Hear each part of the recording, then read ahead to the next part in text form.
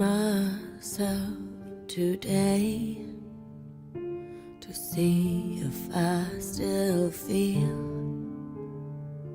I focus on the pain, the only thing that's real. The needle tears a hole, the old familiar sting. Try to kill it all away, but I remember everything. What have I become? My sweetest friend. Everyone I know goes away in the end. And you could have it all, my empire of dirt. I will let you down, I will make you hurt.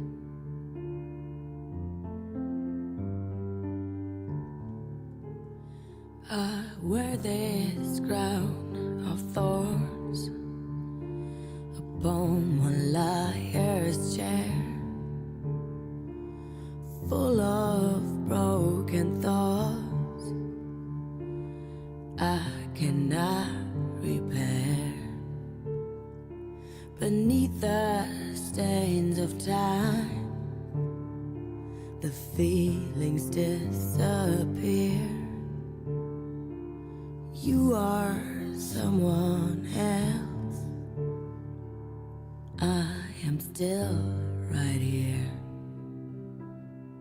What have I become? My sweetest friend. Everyone I know goes away in the end. And you could have it all, my empire of dirt. I will let you down, I will make you hurt. If I could start again, a million miles away, I would keep myself, I would find a way.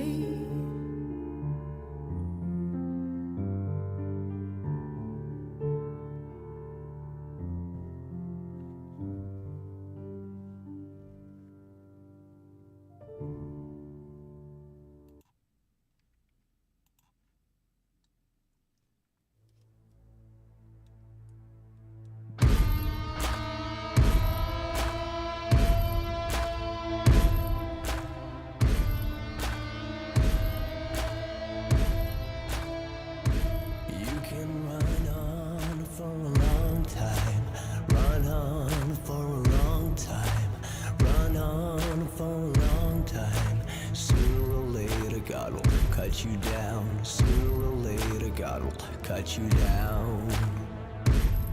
Go tell that long-tongued liar, go tell that midnight rider, tell the rambler, the gambler, the backbiter, tell him that God's gonna cut him down, tell him that God's gonna cut him down.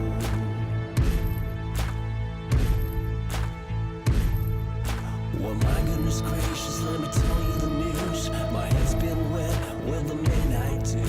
I've been down on bended knee, talking to the man from Galilee. He spoke to me in a voice so sweet, I thought I heard the shuffle of angels' feet. He called my name and my heart stood still when he said he'd go to my will. Go tell that long-tongued liar, go and tell that midnight rider, tell the rambler, the gambler, the backbiter, tell him that God's gonna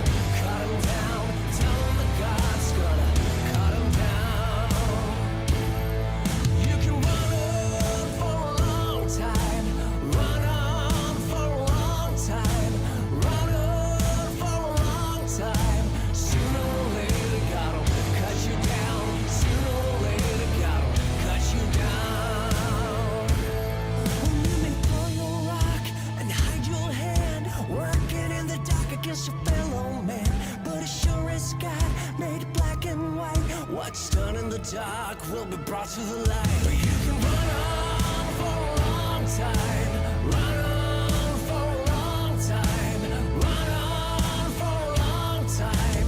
Sooner or later, gotta cut you down. Sooner or later, gotta cut you down.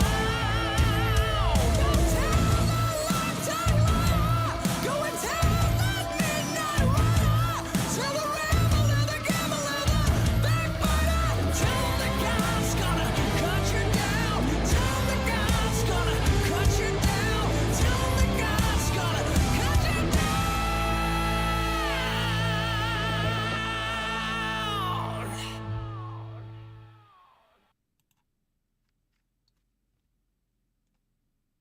Good morning and welcome to the Trailer Park, and what a Monday morning it is. How is everybody out there on Inauguration Monday? Not to mention it's Martin Luther King Day. Yeah, I was watching Heartland's Media live. I got it, guys. I know C-SPAN is copywriting the inauguration.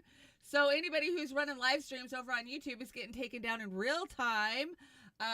I commend Kit. He kept going. He took the hit. And, yeah, I always watch on Rockfin. You guys know. I was watching Steve this morning, too. Love my morning shows. AM Wake Up and Heartland's Media. Make sure you're following both of our friends over in Independent Media who've been so supportive of me over the years, I gotta say. And, wow, what a morning it's been. We just saw Trump take the stage and lay out his executive orders. Did you guys see some of these? Let's see. The External Revenue Service, they're going to collect tariffs. I kind of missed the beginning because I was getting my Linda Tripp on. And what else is there? Oh, there's only two genders now, women and men again. And the Gulf of Mexico is now the Gulf of America. Like we didn't see that coming. Glad he's tackling the important shit out on day one. Yeah, they should be sworn in shortly, from what I understand. I've been kind of listening as I was getting ready this morning, trying to keep up on all of the crazy fucking news. We have so much to cover from the weekend and the week before. And yeah, we've got the TikTok drama. We've got the crypto ball. Oh yeah, that was a hit.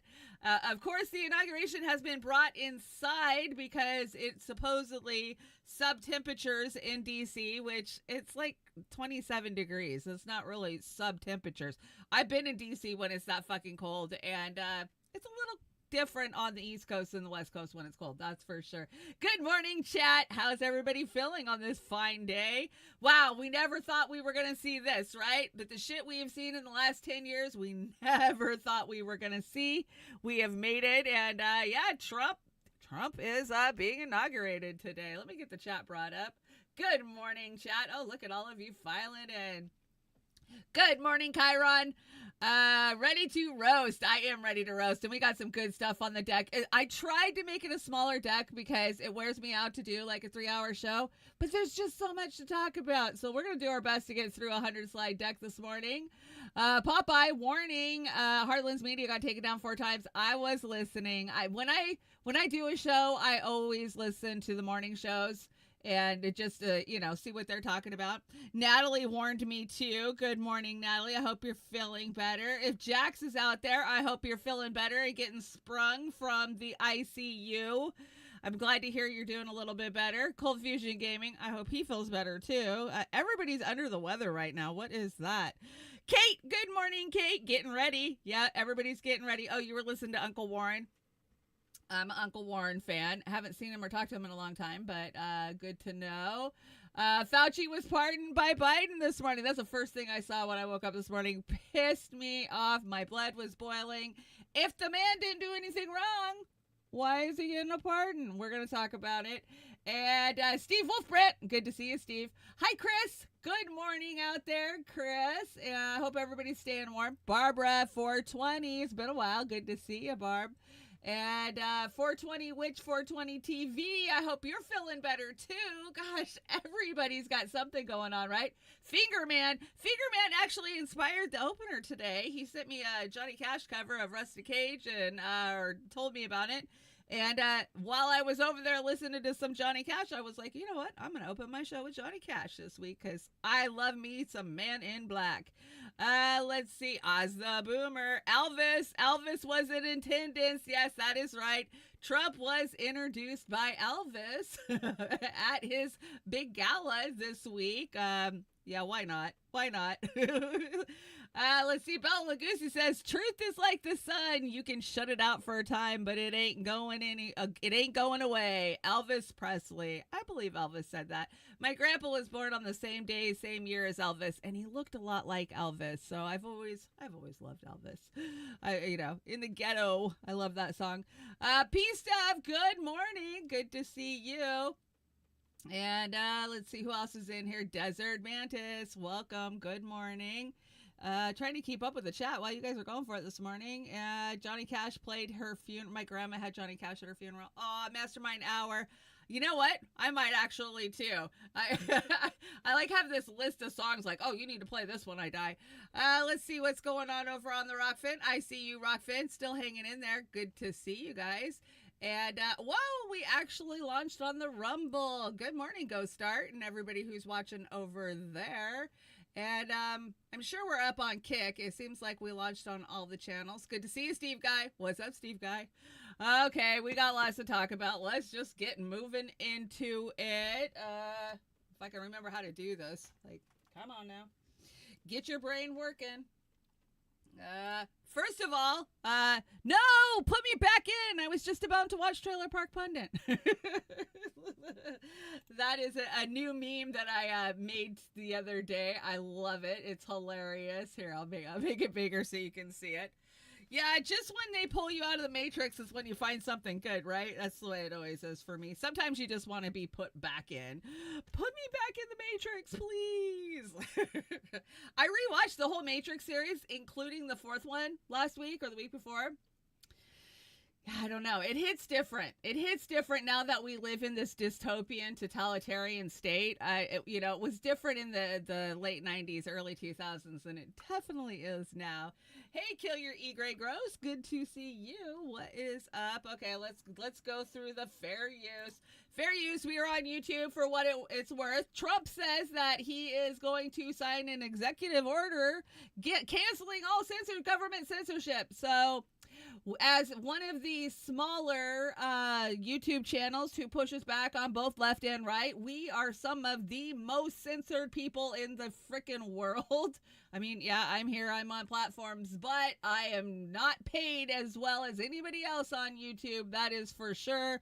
I didn't even bother with TikTok. I never even signed up for TikTok. I always knew that they would never allow me to monetize over there. So, in the beginning in 2016, 2017, 2018, we can make money at this. It was just like any other YouTuber, if you were making content and people were watching it, you weren't suppressed in the algorithm, you were allowed to make money. But as soon as we became a problem for those in power, they started crushing us. And I remember people telling us that we were conspiracy theorists. Oh, there's no censorship. Like, dude, I'm living it. What are you talking about? Well, they have seen now. So anyways, fair use. These are just my opinions. If you are interested in anything I talk about, please go out there and do your own research because the truth is out there and it's not going away. Nowadays, more and more people understand the truth, right? If you want to help me out, PayPal is probably the best bet, or Venmo, because guess what? They don't take a huge amount from us. I heard Steve over there talking about how bad it is on the Rockfin. Rockfin, shame on you. They're taking like over 50% once you got to do the conversions and shit. I don't know. We don't make any money really on Rockfin, so I mean, we do, but we don't after it gets converted and whatnot. So anyways, all the description or all of the donation links are in the description box. The GoFundMe's up, but I'm thinking I'm going to have to take it down because I don't want to lose my insurance, if you know what I mean. Anyways, so yeah, PayPal, Venmo, Buy Me a Coffee, Cash App, they're all there. You guys know. You guys have kept me going all of these years, and I love you for it. Thank you so much. And, okay. We have Biden. Actually, I hope I don't take a hit for this because it's AI generated. This is not real. But here's Biden taking one last tumble out of Air Force One for you. One last time.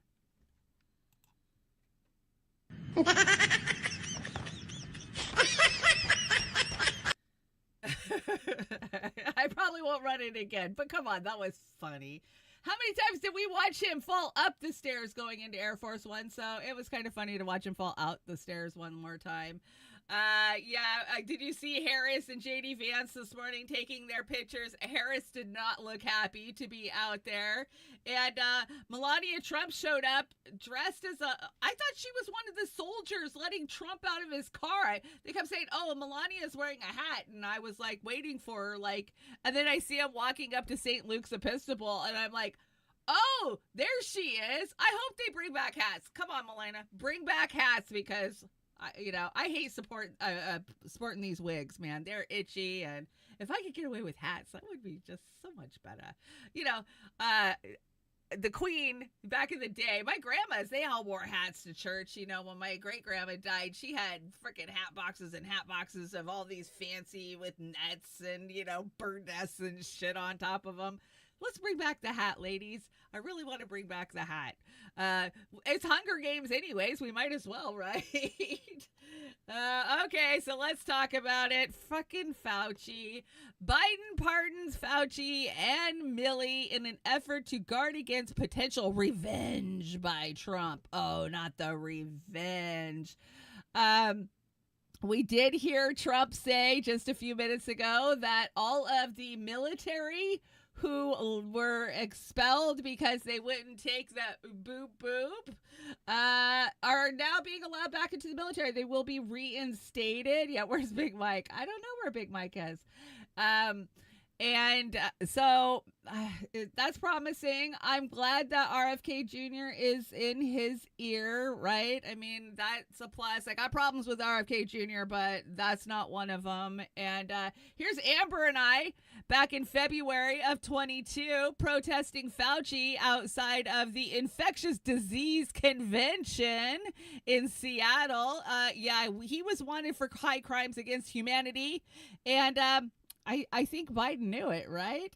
This freaking sucks. But this is only federal. So he only gets a federal pardon. That doesn't mean that the states individually can't come after him and charge him. So we still have avenues to get at him. I wish somebody would get at him. I watched Bohemian Rhapsody last night for the first time. I haven't seen it. It was over on Prime, and I knew it was supposed to be a good movie, right? You guys all know that Freddie Mercury was put on AZT. Yeah, he was one of the victims of AZT. Jamie Deluxe has always done a really great job of breaking that stuff down. He's done the deep dive. I didn't know shit about AZT or how many Fauci, with the AZT and the AIDS research, because he was just playing God and shooting everybody up like, hey, yeah, this drug, it doesn't work, but it makes us a ton of money, so let's go ahead and use this one.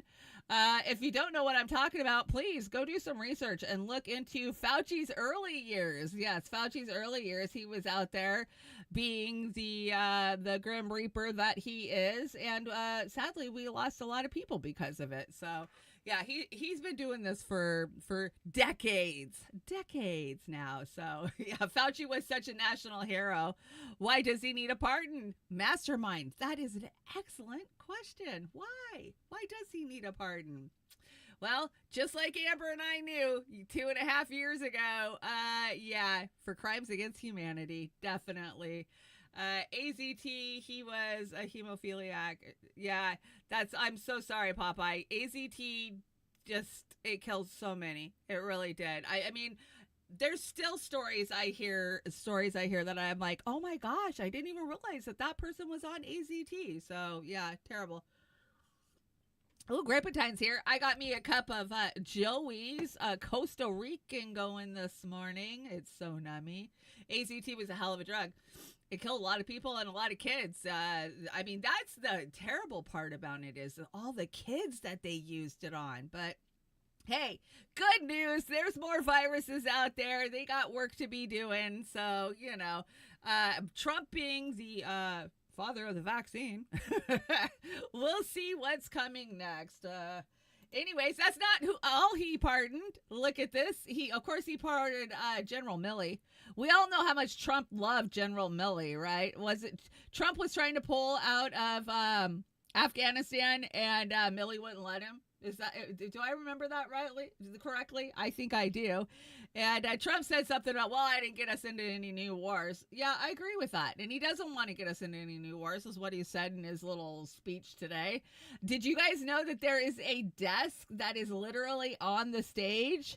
So it appears that Trump is going to sit down and sign some executive orders the minute that he is sworn in. We shall see. I mean, I think that we're going to get some good stuff the first couple of weeks out of Trump, like better than what we've seen in the last 10 years, but it's just buying your affections is what it's doing. I really do. So the January 6th committee, or AKA reality TV January 6th, remember they did a mini series hoping that they would get Americans to watch their bullshit, and nobody did. Oh, yeah, they all got pardoned. Of course, there's Jamie Raskin. Oh, Jamie was fighting cancer, too. He's fighting cancer, remember? And our favorite, Liz Cheney. Every Democrat loves her, of course. And then Adam Schiff. Yeah, Adam Schiff. These guys were the worst. And, of course, they needed a pardon. But it's said that Trump is going to pardon the January 6ers today. So guess what? The whole entire circus and dog and pony show that we watched over the last 4 years, and Ashley Babbitt giving her life for this bullshit, and of course all of the policemen who were injured, it was all just a game. It was a Nancy Pelosi, Trump, Liz Cheney game, and everything's even now. Everything's level, so no foul, right? This is just the crazy. You can't make this shit up. We live in the craziest fucking timeline. I say it every day, right? Pardon gate. You know who didn't get pardoned? Julian Assange, Ross Ulrich. Let's see who else. There's so many that could have been pardoned that deserve pardons. No. These ones, of course, these are preemptive because, Trump was going to go after them. Sure he was. WWE. I agree, Natalie. It is so WWE. Anyways, guess who is not at the inauguration this morning? That would be President Bill Clinton, President George W. Bush, and President Barack Obama. Yeah, they're all hanging out with Big Mike. Have you seen all the crazy videos over on X where the delusional Democrats are convinced that Trump brought the inauguration indoors because he's going to be arrested and he didn't want his people to see it. These delusional people thought that Trump was going to be arrested. You want me to turn it up? I'll turn it up. How's that? Is that better? I don't want to turn it up too much. Try to turn up your volume too. Anyways, hopefully that's better. Let me know in the chat. Anyways, who thought Trump was going to get arrested on the stage? I mean, these people live in la la land, and I saw video after video after video of these delusional people telling us that, no, Trump's going to be arrested. He'll never be inaugurated. For fuck's sakes, who left the gate open on the fucktard farm? Yeah, that's a daily thing for us. Volume's good for me. It was fine. Okay. Well, turn up. I turned up a little bit. If I'm too loud, let me know. You can always turn down. You guys are talking about iodine. Yeah, you guys know I'm allergic to iodine. I am. No shrimp, no strawberries. I love strawberries, but yeah. And I love shrimp too, but I just don't eat very much of it. Because I get an itchy rash, and sometimes I will go into like my throat swelling and stuff. Had it since the day I was born. My mom actually had allergic reactions with me when she was pregnant. So yeah, if the nukes go off, I can't take any iodine and save myself. So we had the crypto ball on Friday, and guess who played the crypto ball? And that would be none other than sellout Snoop Dogg. Now says that he has nothing but love and respect for Trump. Tom Hartman's like, who the hell is that? Yeah, he doesn't know. He doesn't know. Can't swim in Mexico. Oh, that's terrible, P-Stub. Did you guys see Trump had the Village people playing yesterday on stage with him? And they did YMCA. Does he know what that song is about? I don't think he knows what that song's about. I wish somebody would tell him what that song's about. Anyways, let's hear from Snoop Dogg. This was just a mere couple of years ago. And he said anybody who supported Trump was an Uncle Tom. Yeah, he said it. Anyways, let's hear. I just want to say this real quick, not on the political shit. Ain't no fucking way in the world y'all can vote for Donald Trump when he come back up again. If y'all do vote for him, y'all some stupid motherfuckers. I'm saying that to y'all. And this punk motherfucker don't care. Don't vote for that nigga. Please don't. Look what he do. He just don't give a fuck. Y'all honest, blue-collar, hard-working people and suffering. So if he don't care about y'all, he really don't give a fuck about us.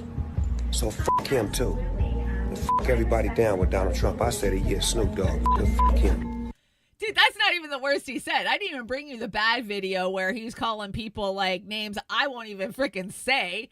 Yeah, Snoop Dogg is one of the biggest sellouts, but you know, he is the most recognizable rapper to the white people because he hangs out with Martha Stewart and she's rich in Southampton's, right? So, did you see the video? I didn't bring the video because I didn't want to take a copyright strike for the music that he was playing. Basically, he's standing on stage DJing for himself, rapping, and there's a sea of rich white people staring at him. And that's it.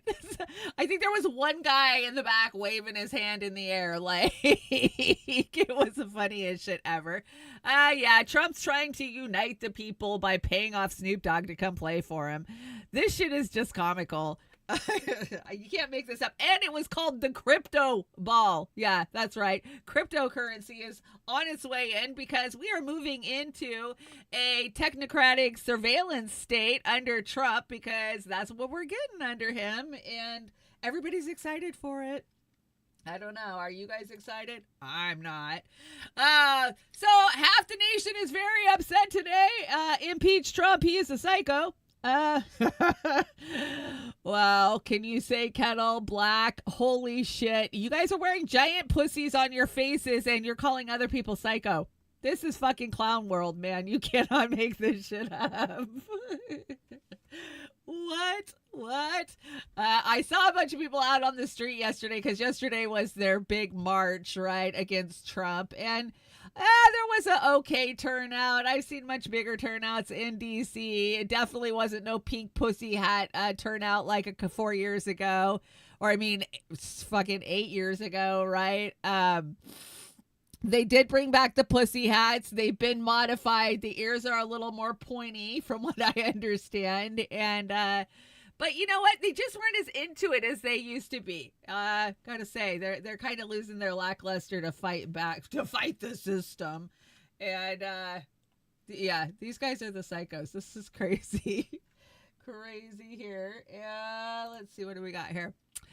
My masters will control your life for 4 years. My masters will control your life for 4 years. Stop enslaving yourselves. Yes, that is the point. Stop it. Stop playing sides. It just blows my mind that people cannot see either side for what they are. I mean, people are deep into their brainwashed, propagandized paradigms and get out of your fucking echo chambers, people. That's, you know, you can tell when you talk to somebody if they live in an echo chamber. If they start regurgitating MSNBC and Joyanne Reid to you, or if, you know, they're spitting some Alex Jones at you, you're just like, dude, you're stuck either on the left side of the ditch or the right side of the ditch. But either way, you're in the fucking ditch, dude. Get out of the fucking ditch and get in the middle of the road where you belong. Taco face. You guys are funny. That's funny. Hey, Kurt Boss, good to see you. What's up on this election day? So I saw Steve got this one too. I'm like, oh, I'm not the only one who saw this. Time magazine has decided that it wants to help those that are stuck in the left ditch survive today with crying with a friend. No, don't cry alone. Cry with a friend. So it might seem counterintuitive, but if you need to shed a few tears on Inauguration Day, it is healthy to let them out with one caveat. You shouldn't do it alone. The grace and speed with which somebody recovers from grief if they have an opportunity to cry with the support of another person, someone who they trust and who they believe cares about them, in order to magnify or to magnitude improvement, Simon Thomas says. Also, they suggest you go outside for a walk in the woods.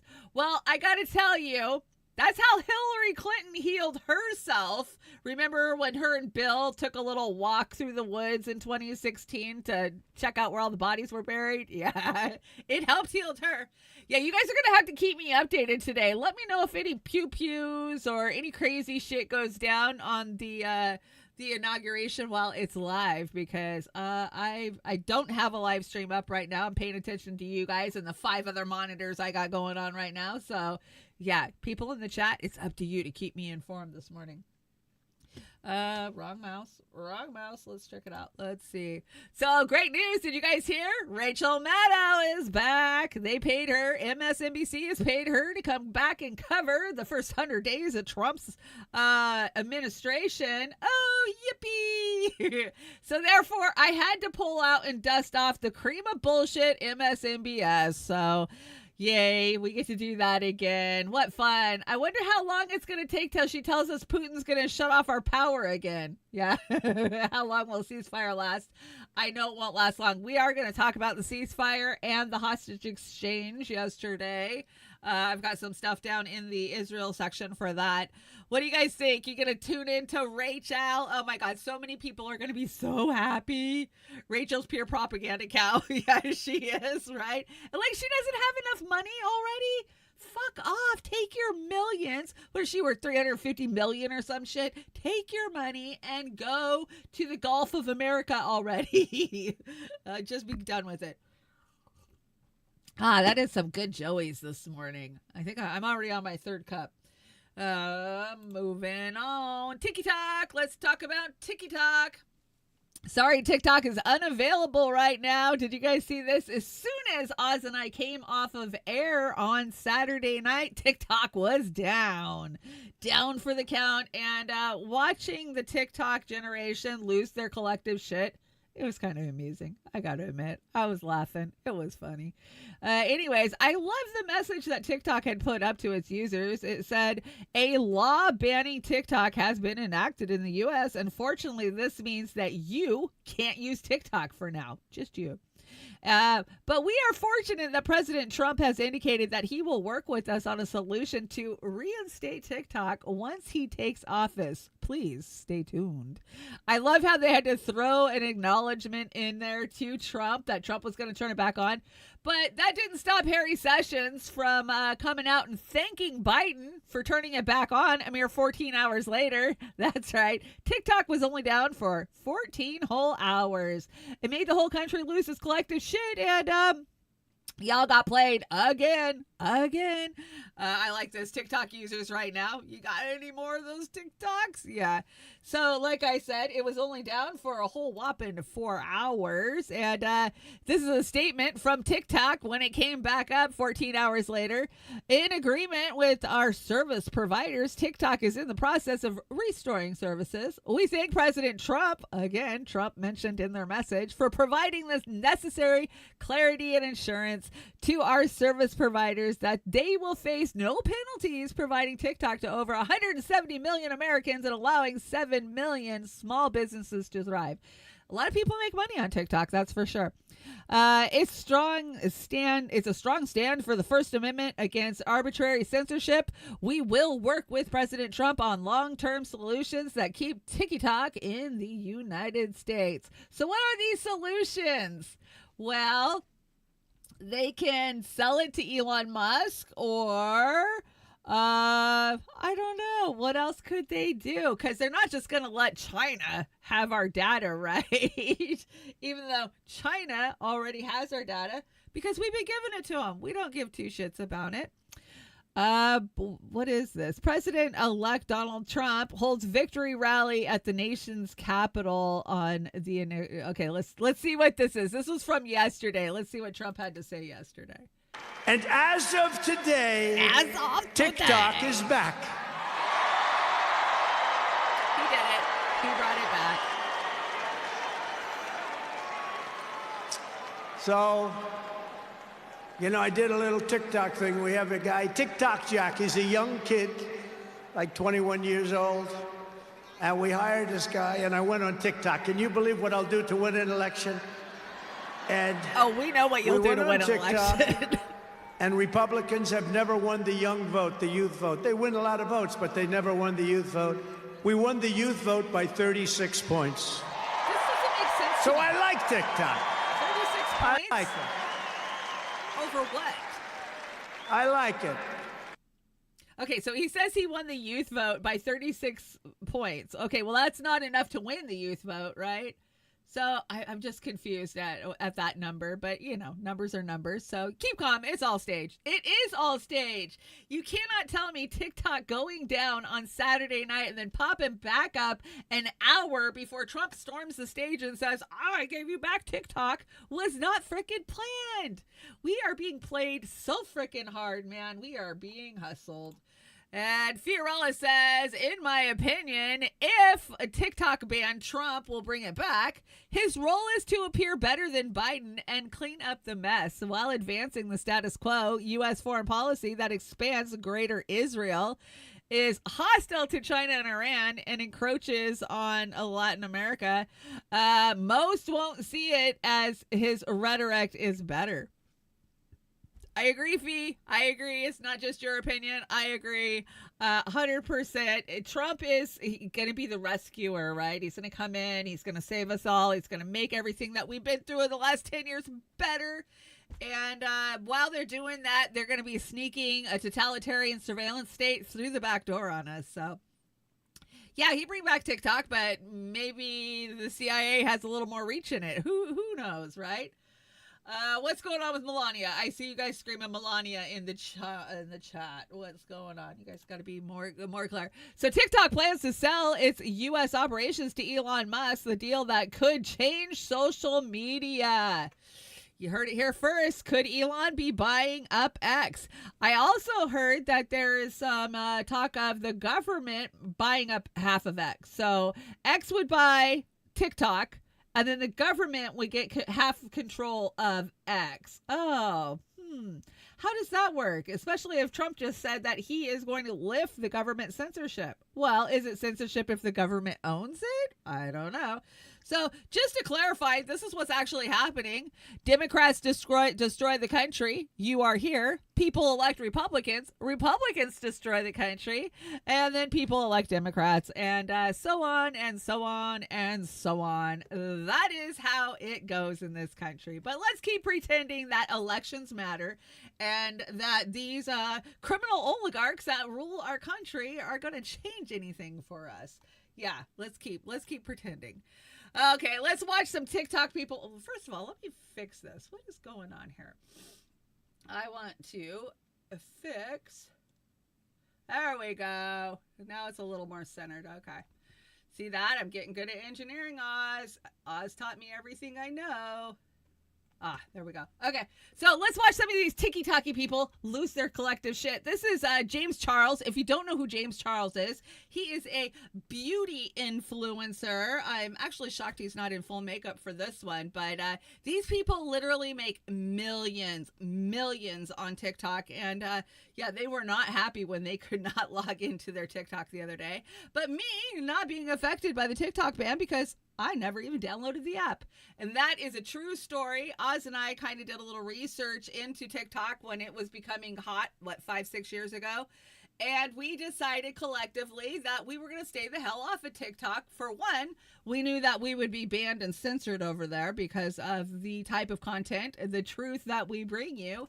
And two, we were not going to contribute to the surveillance of our shit. Like, we just knew it wasn't the right spot for us. So if you did well on TikTok, kudos to you, because hey, good for you. Let's check out James Charles.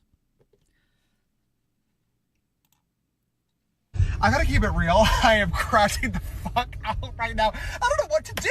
Oh my God. I've already opened and closed the app probably 6 times already just to keep getting the same stupid warning message. Oh my God. Like, this just this is so dystopian. First of all, I feel pathetic that I am freaking out like this over an application being unavailable on my phone. But also, like, this has been a massive part of our lives for the last 6 years. And normally when something happens, I would get on TikTok and start complaining, and I can't even do that. I feel like disconnected. I feel cut off from the world and my community. This is crazy. This is fucking crazy. God, and I can't, like, now I'm rooting for Trump? Ew! God, like, make America fucking great again, I guess. God.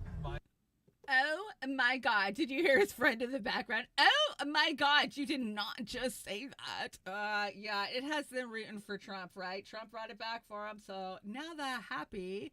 But let's talk about where everybody went in the meantime. So everybody was preparing for the for TikTok to be taken down. So everybody moved over to Red Note, making it the #1 app in the country this week. And I got to say, I jumped on the bandwagon. I signed up. You can follow me at Trailer Park Pundit over on Red Note. But it was a little eye-opening to go look at Chinese content and just to see exactly how they're living, how far advanced they are, the tech that they have, the gadgets that they have, how cheap their groceries are. And quite a few Americans took to TikTok and other social media platforms to just say how shocked they were that communism was treating people so well. So let's check out a few of these. And of course, America brought its Jerry Springer type behavior over there, and we're going to talk about that too. Oh, come on. There we go.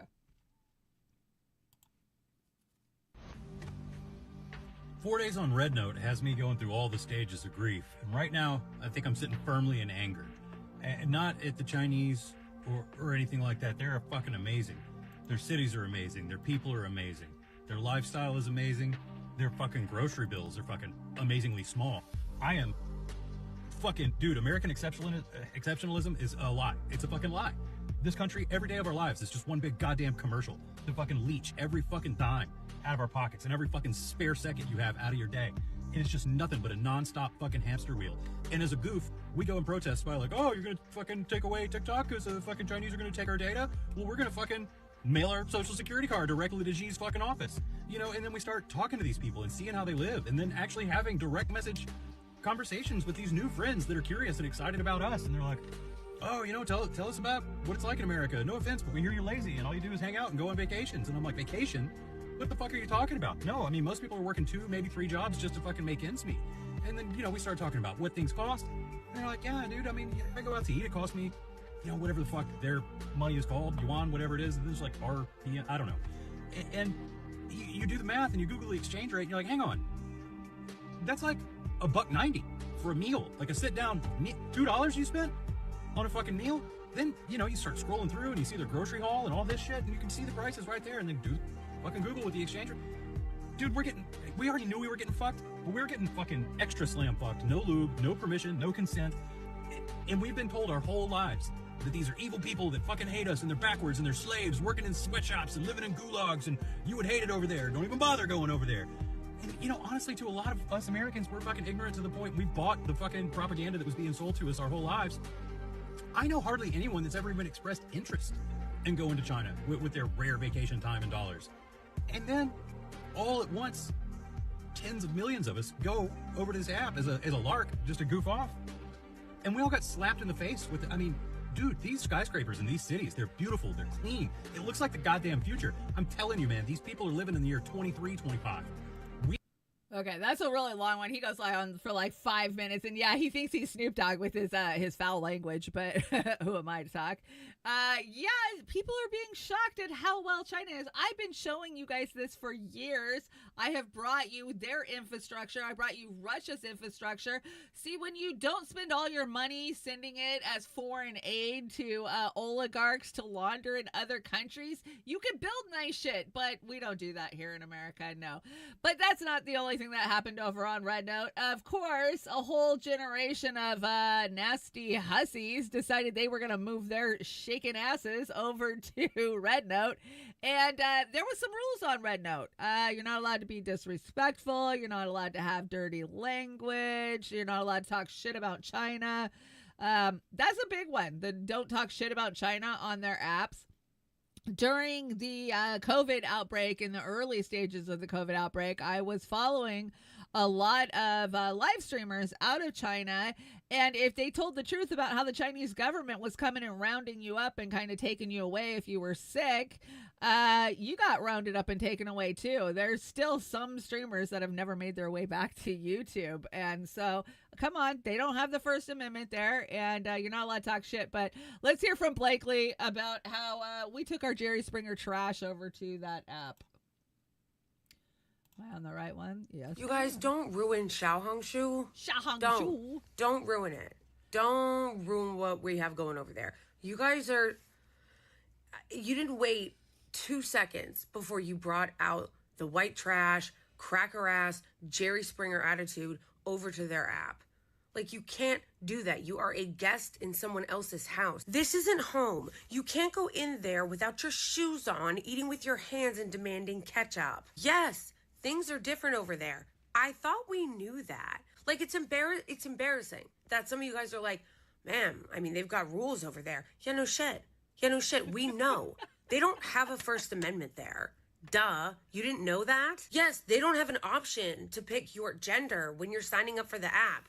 You didn't know. Like, some of you are trying to be like, oh, did you know this? Yeah, I did. Like, I understand that their culture is different than ours in America. You guys are so embarrassing. Americans, we're so embarrassing and entitled that we're going over to an app that belongs to another culture, another country, another people, and demanding that they be like us. In fact, they need to put more English on there. You're mad about the First Amendment?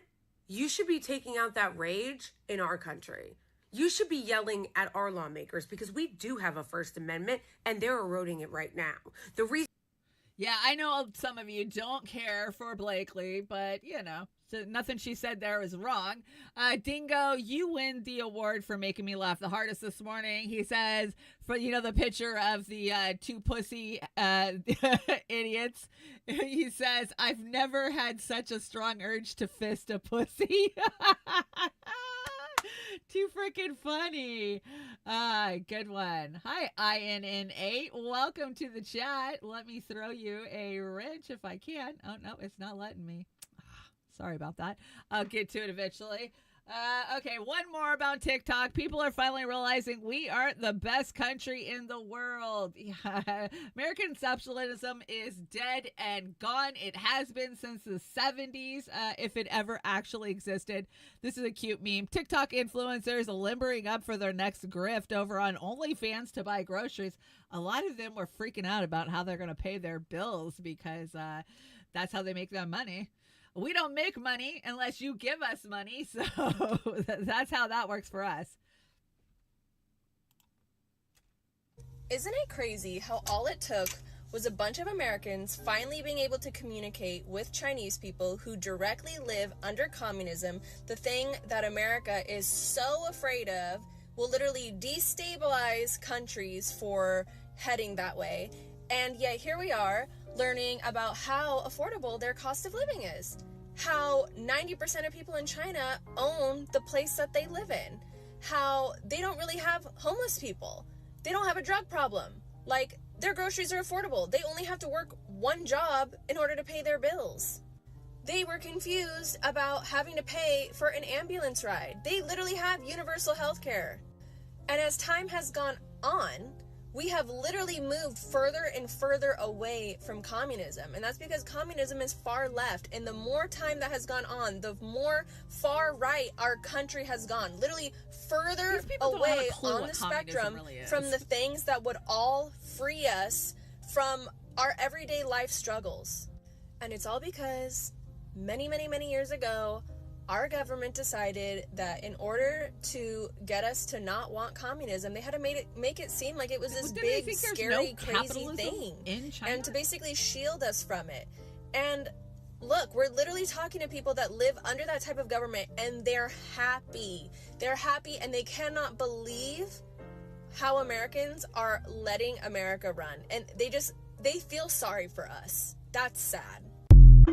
That is sad. That is sad. I mean, I've seen so many videos over there where they compare like healthcare prices.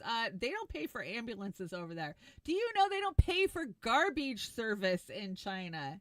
No. If you have a building and an apartment, most people live in apartments in China.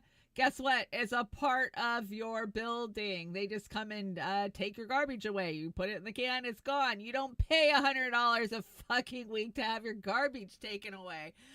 There's just so much, you know. Yeah, China is the rising empire. We've been saying it for years. And sadly, America is on the decline. As TikTok refugees flock to Red Note, a U.S. official says that Chinese app could be banned too. Aww. So let's hear from one of our favorite Republicans, none other than Senator Tom Cotton. Yeah, because he's one of our faves, isn't he? Play. Are you going to play? Come on. Apps. He raised the question of Red Note. Well, guess what? If TikTok users flood to Red Note, they're going to face the same challenge there because it's also controlled by the Communist Party.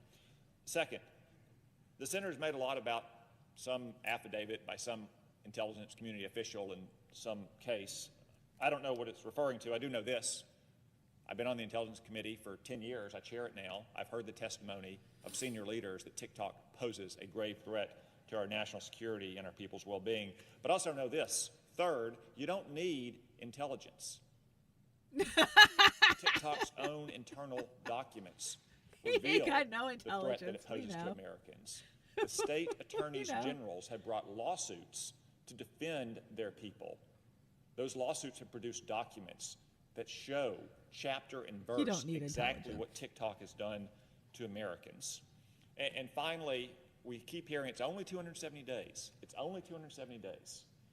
In 270 days, that is what TikTok will say again, because it will not have been sold. Because Chinese communists won't allow it to be sold. Because it's not just another app. It's not Instagram or Facebook or because X Instagram and Facebook and Meta are all owned by the same fucking Chinese communist douches. spy app. I yield the floor. Okay, so that is not a CIA spy app. You guys ever go with me down that deep dive about Meta and how it was actually founded by the CIA? And they handpicked Zuckerberg to be the face of it? Yeah, exactly. That was just funny. That was comical. Guess what? Thank you to the U.S. Air Force for adhering to the Freedom of Information Act and producing the documents about its social media surveillance practices. Let's check it out. What did they have to say? Oh, it's all redacted. That's what it had to say. Trump says that he is going to release the Kennedy files and a couple other things, Martin Luther King and Malcolm X. I have a feeling they're going to look just like this. What do you guys think? I think that this is what it's going to look like. That's stupid. It burns. It does burn. It's so stupid. But thank you, U.S. Air Force, for adhering to the Freedom of Information Act. So there you are. That is what the future looks like. Let's see how well Americans are living out there today on this Inauguration Day. Tell me if you can relate to any of these. This imaginary game we're all playing where we pretend to be someone we're not at work so we can get money that we pretend is valuable, so we can pay for our house that we pretend to own, and we can watch people pretend to be something else on social media, and we listen to a government that's pretending that they care about us, and we're going to a store to buy food that they're pretending is healthy. What the fuck? That's right. We live in make-believe land. We were taught as kids to make believe, and we're still doing it as adults. Let's continue making believe. And I'm not sure what this one is. Let's check it out. Finding myself in a position now where we're making more money than we've ever made, and we are literally the brokest we've ever been. Brokest we've ever been. but I'm making the most money I ever had my entire life. My husband and I, between the two of us, gross, make like over $80,000 a year. And if you told me a few years ago that $80,000 a year was not going to be enough for a family of four. I make more than what I made back in 2015. But I am still literally living paycheck to paycheck. I have to work 60 hours a week and make $80,000 a year to make ends meet. That's insane. I can't even begin to wrap my head around it. Financially, I don't understand anymore. I don't understand how I make $34 an hour and I can't function. I can't function. I can't pay my bills. There's nothing in my life that I can look forward to long term. Like, I can find things that excite me or make me happy or that I'm thankful for in my day-to-day life, but there's nothing in the long run that feels worth it. I shouldn't be struggling. We make enough money that I shouldn't be struggling. What is the point? What am I working for? What have I got 2 jobs for? What am I going to school for? Because it feels like there's no winning this rat race and I'm still gonna be struggling no matter what I do. They are literally stripping us dry with these fucking rent, food, utility, house, car, everything the fuck is expensive. Everything has gone up at least 40 fucking %. None of us have money to do shit. We're all too tired. Everybody is so tired. What do we have to do this for? The rest of our lives? I'm gonna be working until I'm dead. We're all gonna be working until we're dead. We cannot live in this country like this. This is not sustainable. It is not sustainable. I was meant to be naked eating grapes somewhere. I agree. I don't think that I was ever meant to follow capitalism to this extent. But that's what we were taught in school. Capitalism's gonna save us all. It's the best system in the entire fucking world.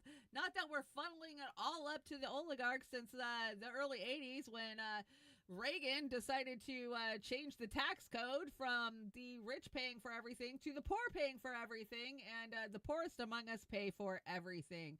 The penalties on being poor are the most out of any tax bracket out there, and you can argue with me about that every day, and yeah. Let me turn it up. I had to turn it. That one was really loud, so I had to turn down, so sorry about that. Anyways. Okay, moving on. Terrible. That's the way we're living. I think we got one more of these. Let's see. What is the strangest thing you've done for cash? I took out a loan to go to school so I could get a job and pay off my school loans. That is the craziest thing we've ever done, right? Please stay for this, because I've reached the part in this whole class consciousness part where I'm just filled with the most impotent rage, and I'm talking that white hot, I need to sink my teeth into something and scream kind of rage. Because what do you mean that it never had to be this hard for us? What do you mean in other countries they don't have to spend 20% of their paycheck on groceries? What do you mean in other countries everyone can own homes because they're not paying $2,000 a month in rent, or that their mortgages aren't their entire paycheck? What do you mean that people in China work one job and they don't even work 40 hours and they can easily afford their life? And then I'm over here working 60 hours a week, just me as a single parent, to barely make ends meet, and I'm penny pinching every single second, and there's so much of life that my kid misses out on and that I miss out on because of money and work and no social support net. And you mean to tell me that it didn't have to be like this? They keep us in these chains on purpose, and it never had to be like this. I did everything right. I went to college. I had to drop out of college to take care of my mom when she was sick because, again, no social services, no safety nets. My dad worked his whole life and died and left everything to my mom. My mom was disabled and she lived on credit, and like the boomer generation did live on credit. She did everything she was supposed to, and I did everything I was supposed to, and it just keeps getting worse. It's gonna keep. It was never worse. supposed to be like this, and I'm so angry that it is. Oh, honey, we're all angry. And what are we going to do about it? When are we going to do something about it? Oh, I know. We voted harder and we got Trump. So, hey, all is well that ends well, right? I love this little video here. When are we going to do something about it? We have been training for this our whole life, and here's a great example of it. We have been studying for this war. We've been studying for these experiences we're going to have. And we've been studying because our whole childhood, they've been giving us examples. Learn knowledge, save the planet. All stand together, make friends with people you don't understand, and you will be stronger. Escape fascism. Eat the rich. Oh, sorry, that's not eat the rich. This is making friends with people you don't understand. Again. This one's eat the rich. Robin Eat Hood. them. All up. Staying strong. Staying strong in the face of actual fascist change. Hunger Just Games. straight up make it hard for them. Be the problem.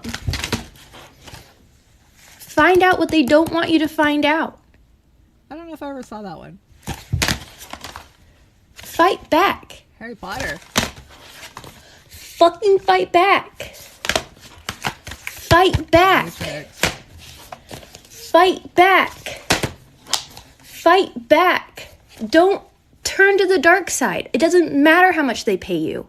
They're going to try to pay you off. Don't do it. Bad. Good. Bad. Don't pay off. Love you, though. You're cute. Fight back. That was a good TikTok. See, that one makes TikTok worth it. What do you guys, do you agree? Have they been training us and telling us how to fight back all these years? Were we in training? I don't know. Hey, Chanda, you look relatively good. Prince Charming is undergoing, by the way. Look a relatively neutral statement. Thanks for telling me I look good. I'm fighting to feel better every day. I'm in a lot of pain today, but I'm just sucking it up. I'm trying to go forward, and I really don't have an update for you guys. I'm kind of in limbo right now.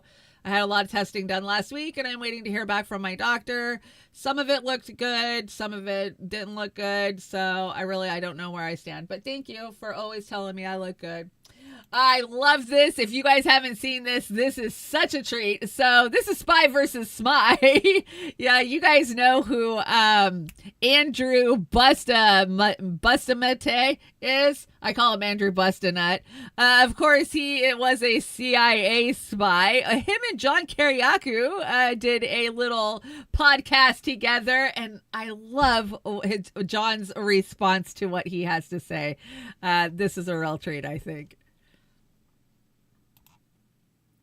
You believe that the government is there to support you? Is that what you said? No, I believe the government should be responsive to me. It works for me. The it shouldn't be able to target me. That's where we're fundamentally opposed to. Oh, I'm sure. Because the government does not work for us. That is not what I'm saying. It should. It should not. The government is there to ensure the continuation of the American ideal. That's the purpose of the government. It is not there to serve you. That doesn't even mean anything, though, the American ideal. What is that? If every American is destroyed, if every American is killed, with the exception of the people in government, one congressperson, one senator, and the president or the vice president, then the American government continues. America is defined not by its people, by its government. That's what we went to war with the British about. We could have been colonists, we could have been communities, we could have been people, we could have been collections. But the right to sovereign independence is a government thing. The government exists to survive and serve the continuation of the government of the United States, not the American people. That's part of the ideological hogwash that we were all taught in elementary school civics that just isn't true.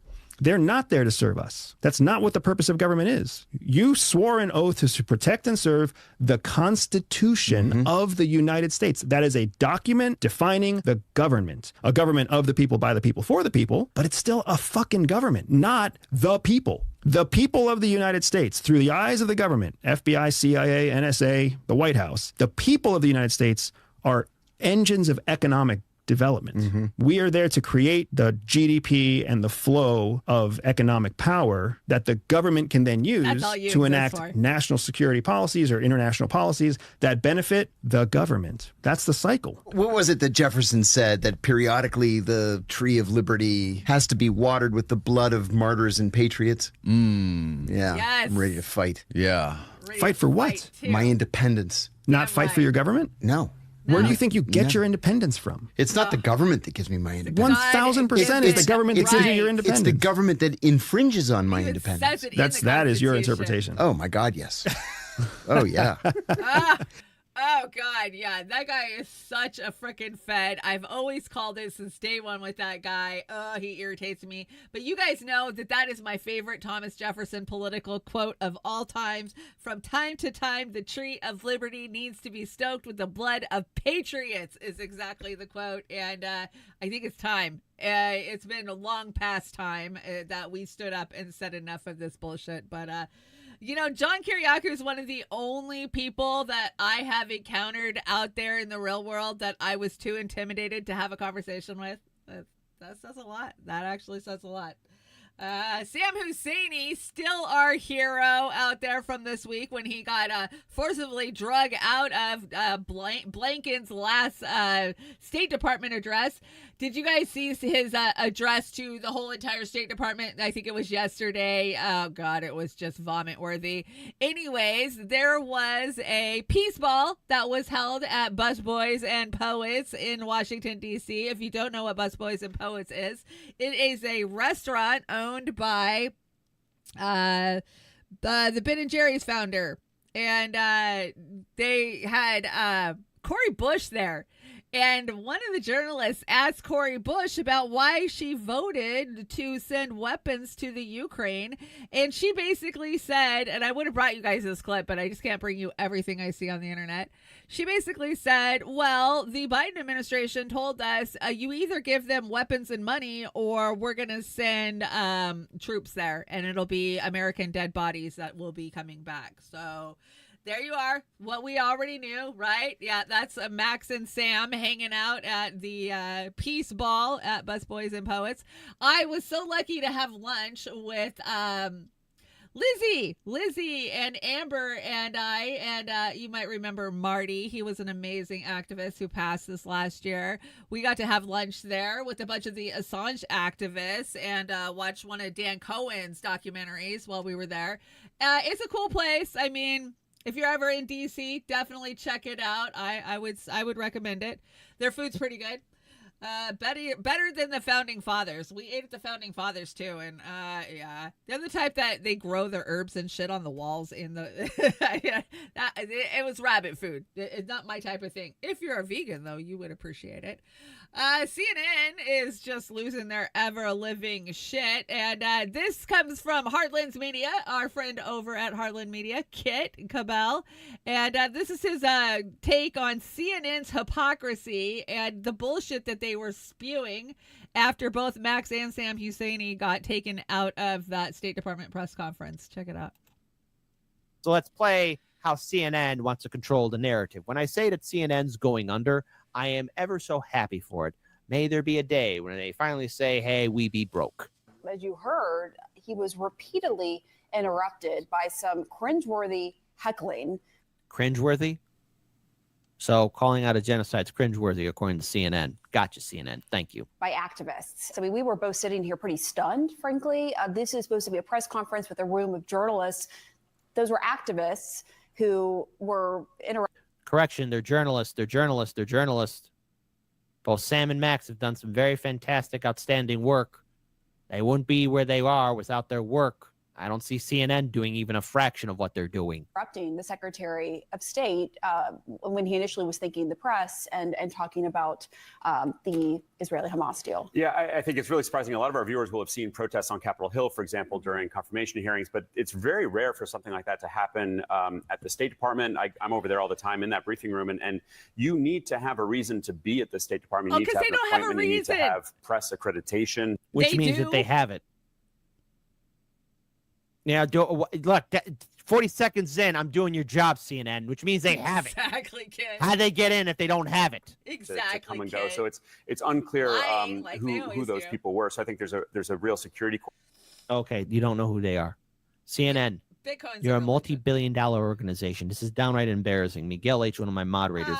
Clown News Network. Oh, you're being too generous. Okay, don't be disrespectful to clowns, okay? They're the cringe news network. That's Kid doing a great job of breaking it down over there. Why aren't you in The Hague? That was the best quote Sam Husseini said on his way out. Let me turn up. Looks like I'm a little quiet again.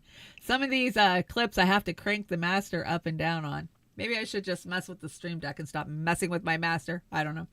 Anyways, moving on, let's check on some of the Trump appointees and see how they're faring getting through the nomination process. So Ken Klippenstein says, Christy Nomi, is it Nomi? Nom? Says Homeland Security needs to work more closely with the CIA to identify U.S. citizens who are becoming radicalized. Because, yeah, that's what we voted for. Let's hear it. And Whitney Webb's always right. You guys know this. And the path to them doing this is through Palantir. Yes, it is. What I would say is the cybersecurity and intelligence elements that we have within the Department of Homeland Security have been incredibly siloed. They have not communicated with other intelligence agencies like they should and partnered.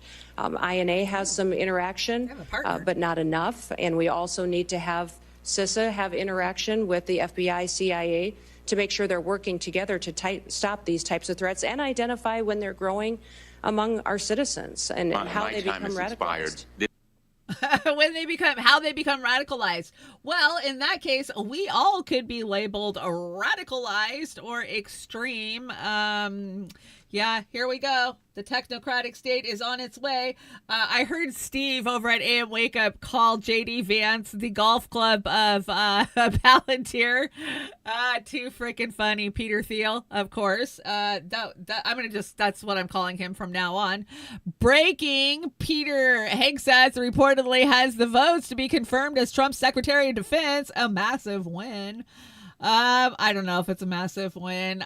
This picture had all of his kids in it, so I cut them out because I don't think that the kids need to be in these pictures. And looks like Trump's nominees are just marching right through, no freaking problem. So we shall see. This was beautiful. This is like a 6-minute takedown. It's Gabe Mate, of course, and he's having open Discord with an blatant Zionist. I mean, what else can you call it? And let's see how it's done. This is how it's done. This is how you talk back to these people, and this is beautiful. Burnt babies in ovens. That didn't happen. There were no babies in ovens. Oh yes, they were. No, there weren't. That's been refuted even by the Israelis. There were. No, there weren't. There were. There were no babies in ovens. Well, but let's agree. Hold on. Let's agree on what we do agree on, okay? A horrible massacre happened. People were killed in their homes. Civilians were killed, were raped. David, look, let's agree that was bad enough without adding stuff to it, okay? Now, I'm telling you, there's been no evidence of mass deliberate rapes. No such evidence. Oh my gosh. I'm sorry. There's no such evidence. Oh yes, of course there was. No, there isn't. There was a woman in the United Nations that came to Israel and did the research and brought those evidence to the United Nations. I'll let you finish your question. Okay? My question is, how do I find compassion for these people? Which people? The animals that did that. The animals that did that.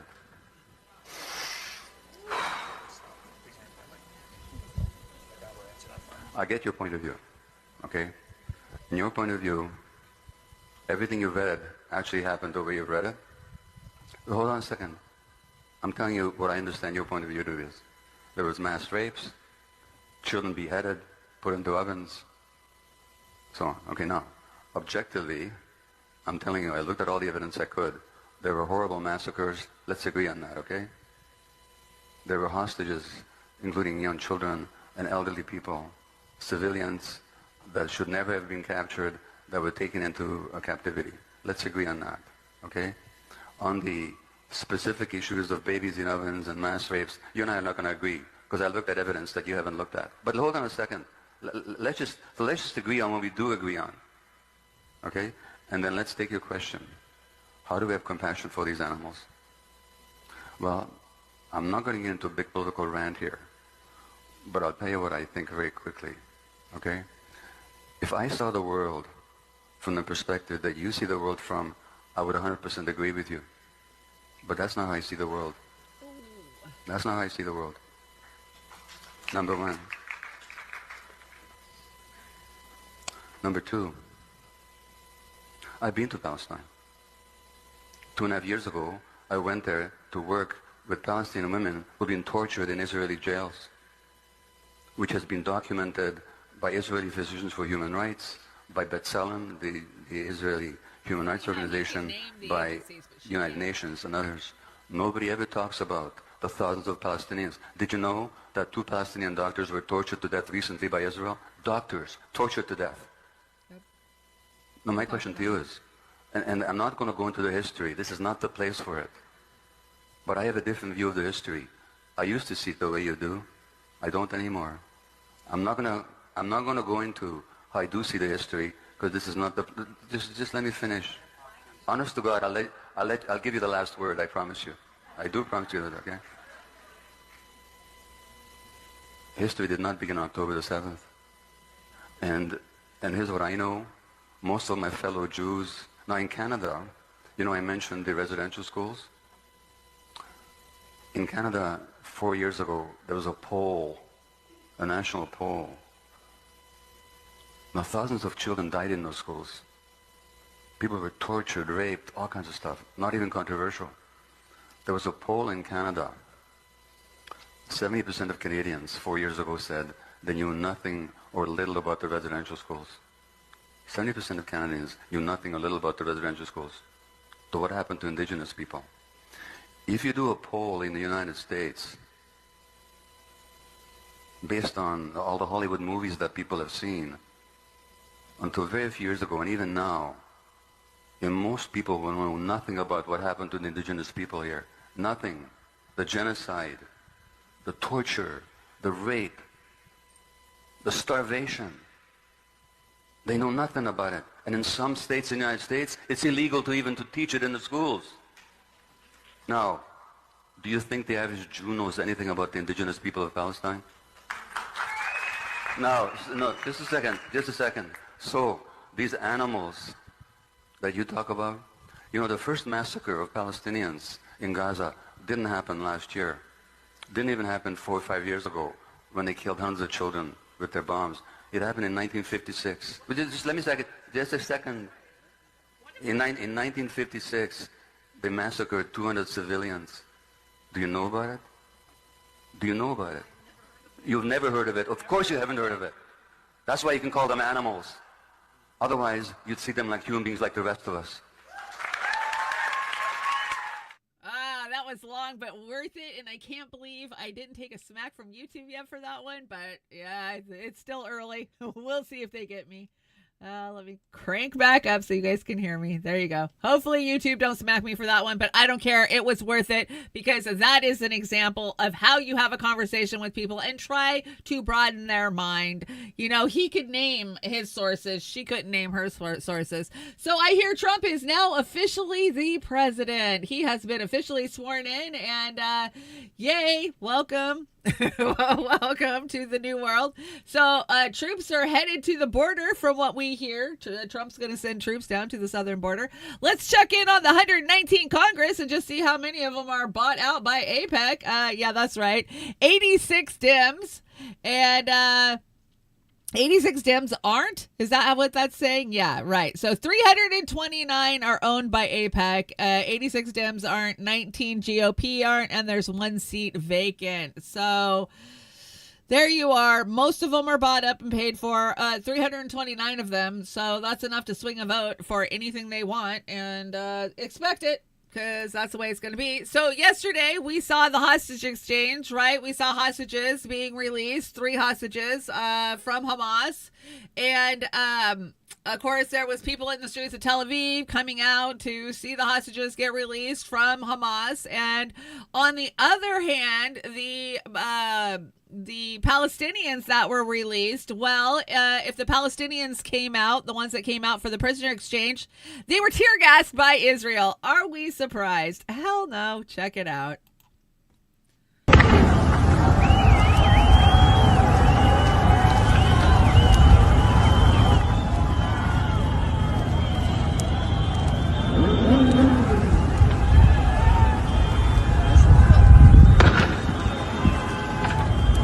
This is what they do.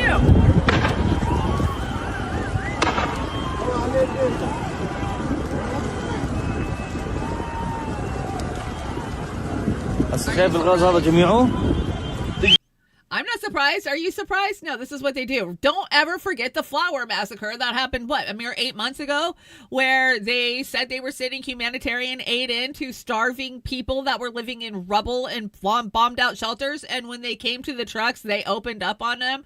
Yeah, that's what Israel does, and that's why we fight back against Israel. Definitely not the Israel that I was raised to believe was going to save us all.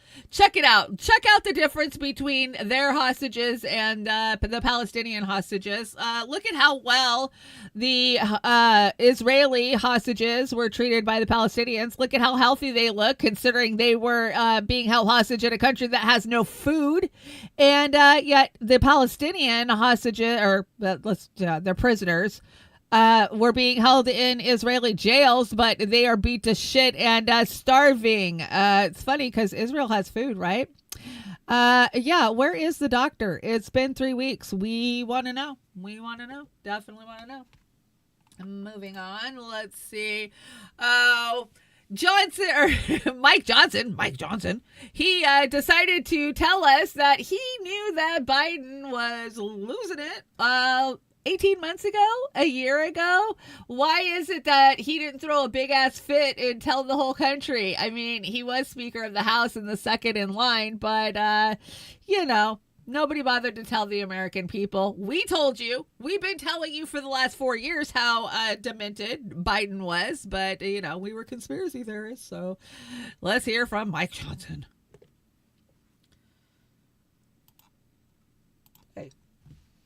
I do stand by it, and I say this without any personal animus at all. I mean, in some ways, I actually kind of feel sorry for Joe Biden. I mean, he's in the twilight years of his life. He is not, obviously, has not been in charge for some time. And I know this by personal observation, and now the whole world knows it. And it's been very, very concerning to me over the last, year and a half since I've had this position. Can you tell us a story when you say personal observation? What kind well, of I mean, thing did you see? it's public now because the Wall Street Journal got it and put it on the front page. But January a year ago, almost exactly a year ago, I had been asked, I became Speaker in October 2023, and there were all sorts of big national security concerns and everything going on, and I started requesting a meeting with the President because, I'm kind of old school. I'm a constitutional law guy.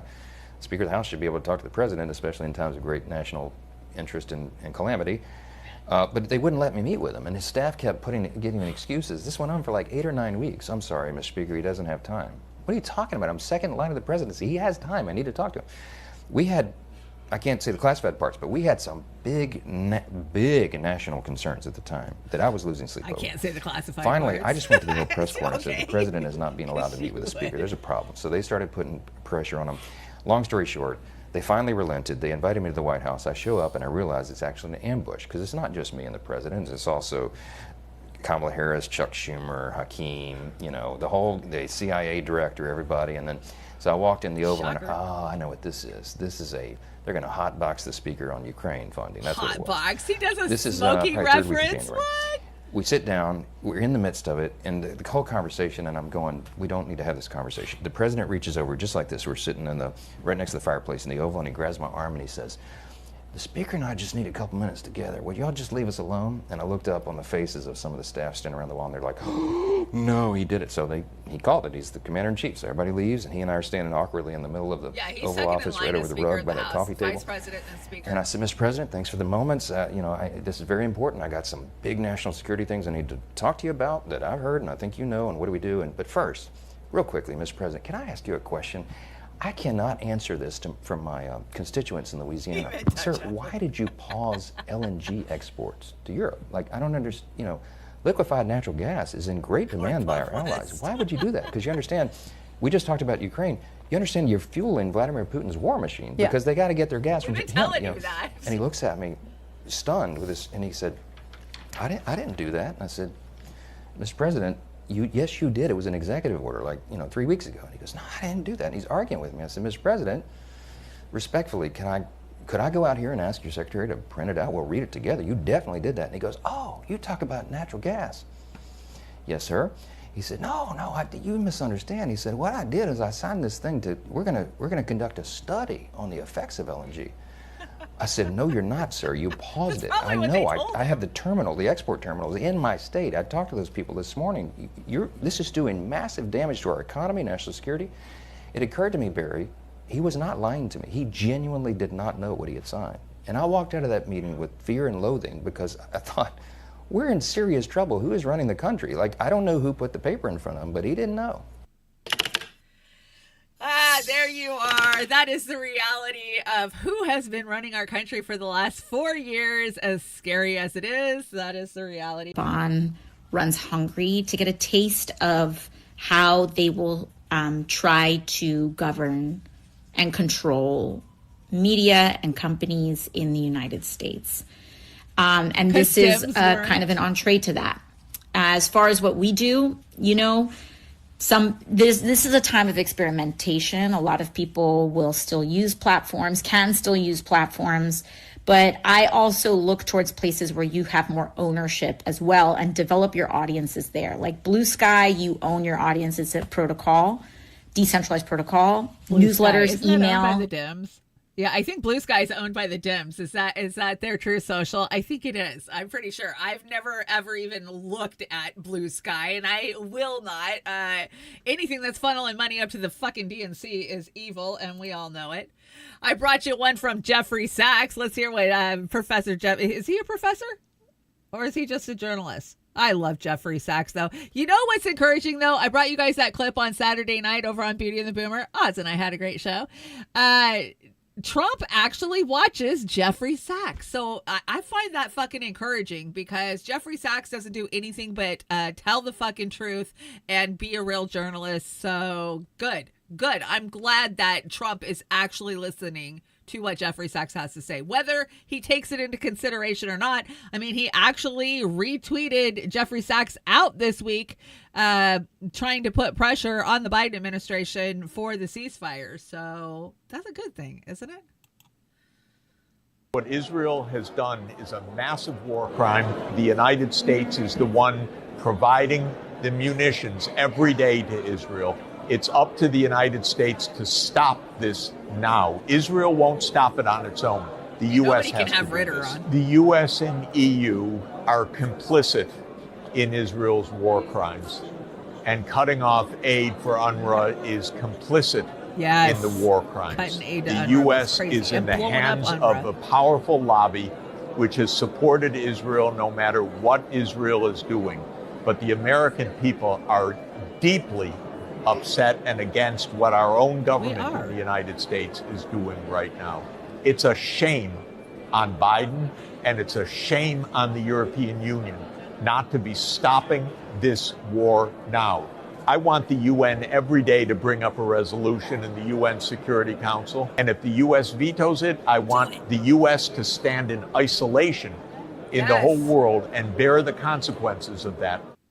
I agree, Jeffrey. I hope they do. But we all know Trump is owned and paid for by Marius Adelson, right? And I don't see it changing much. Don Lemon has some TDS. Oh, my God. We got to live through 4 more years of TDS, guys. What do you think? You think it's going to get better or is it going to get worse? You know, if I was a psychotherapist out there or, you know, one of these counselors, I would be putting out a course on this shit and trying to make money off of how broken these people's brains are. But let's just see how broken Don Lemon's brain is. We already know his brain is pretty fucked. Well, this is what I say. According to diplomats who were involved firsthand in the negotiation, President Biden refused to put any pressure on Netanyahu. And ultimately, they gave up that any deal would happen. It was, and Don, you and I talked about President Trump. I have no love, and I don't want to give Trump any credits, but I know but I am in the business of telling the truth. Same. Donald Trump intervention have been monumental in making the ceasefire deal possible. And just to make people understand, President Biden not only refused on multiple occasions to put any pressure on the Prime Minister of Israel to do any deal.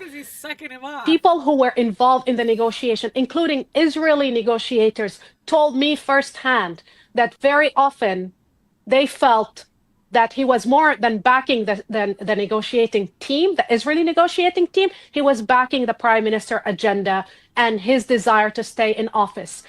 The Israeli media and Israeli ministers, including Ben-Gvir, today confirmed that it was President Trump. Israeli media also confirmed that Netanyahu was already gave up on the hostages. He was willing to sacrifice the hostages for his political desire to stay in power. However, Donald Trump happened to be a transactional president, happened to be a transactional man. He wanted to come to the White House with a win. And that was always his approach. Let me ask you this then. So why did they not wait until he took office, which is just going to be in about a week? Because he didn't want to deal with these issues as he get into office. He wanted this issue to be off the table. Roll up. Okay. I don't agree with that. I think Donald Trump would like to have started off. We know Donald Trump, the day of his inauguration or on the day to announce a ceasefire. The fact that it happened on Biden's watch, I think that leads many people to question whether it was. And look, I'm not saying that you're wrong, but that's going to lead many people to question. Do you know when the ceasefire will enter in? Do you know when the ceasefire will start? It's going to start. Well, the temporary ceasefire is going to start. It should start on Sunday, correct? Temporary. I'd make sure it will start on the 19th. You mean the permanent? No. The phase 1 of the ceasefire will start the day Trump inauguration, basically. That's when it will happen. Yeah, Lemon likes green pies. Yeah, that was just painful to watch, wasn't it? And yeah, I agree. This is only temporary. It is a fucking insult. You know, most of Gaza has already been leveled. There should be a permanent, we're done. But the damage is already done. Oz and I called it months ago. They're going to start building. And Don Lemon losing his shit just every day. That's what he does. Let's check in on the wildfires. There has been a warning issued for today of potentially high dangerous winds of up to 100 miles an hour again in Santa Ana winds. So peeps in California, be safe, be ready to run. Gavin Newsom says the only way for everyone to be truly equal is if everyone is homeless. Oh, that's terrible. And hey, Jake, why did you cancel my fire insurance? Because it's cheaper to build a smart city over empty lots. Oh, burn, because that's the reality. We're not seeing a lot on the fires anymore, right? It's out of mind. There's bigger things to talk about, like the inauguration. I like what this woman has to say. I think this was California. Is that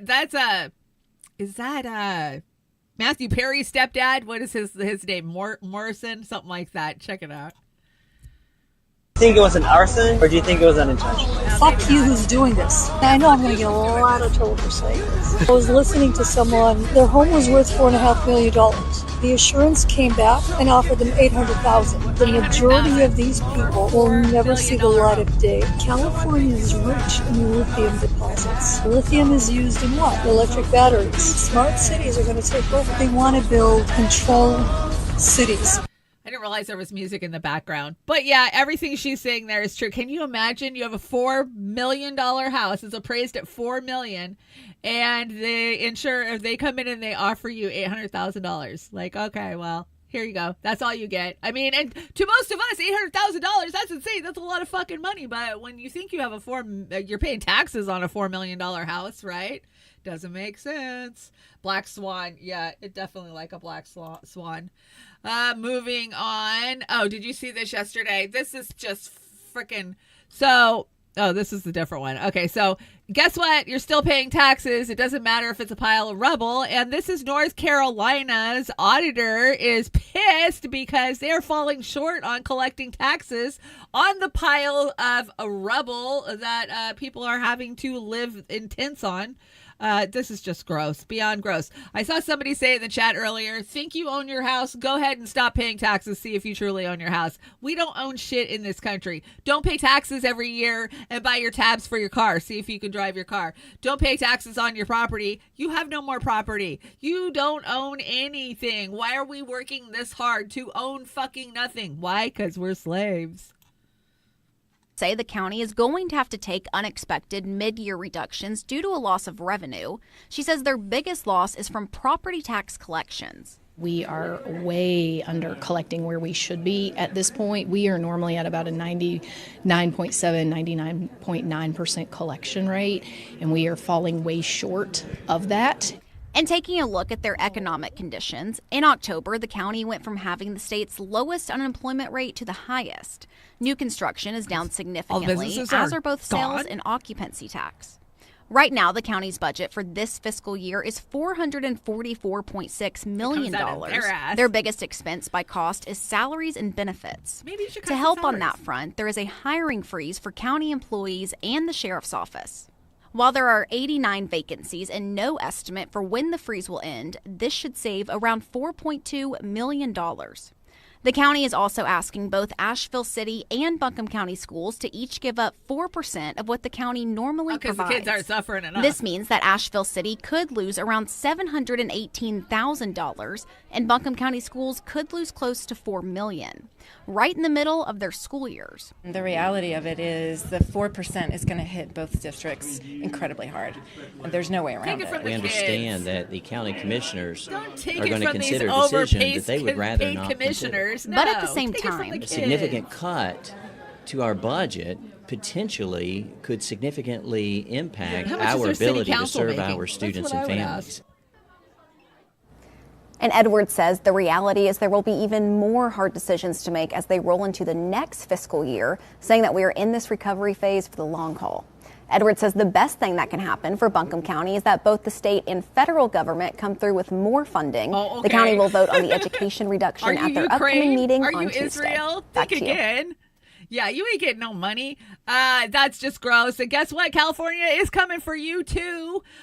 We have a special election happening in my county, and the schools are asking for more money, a 4% raise.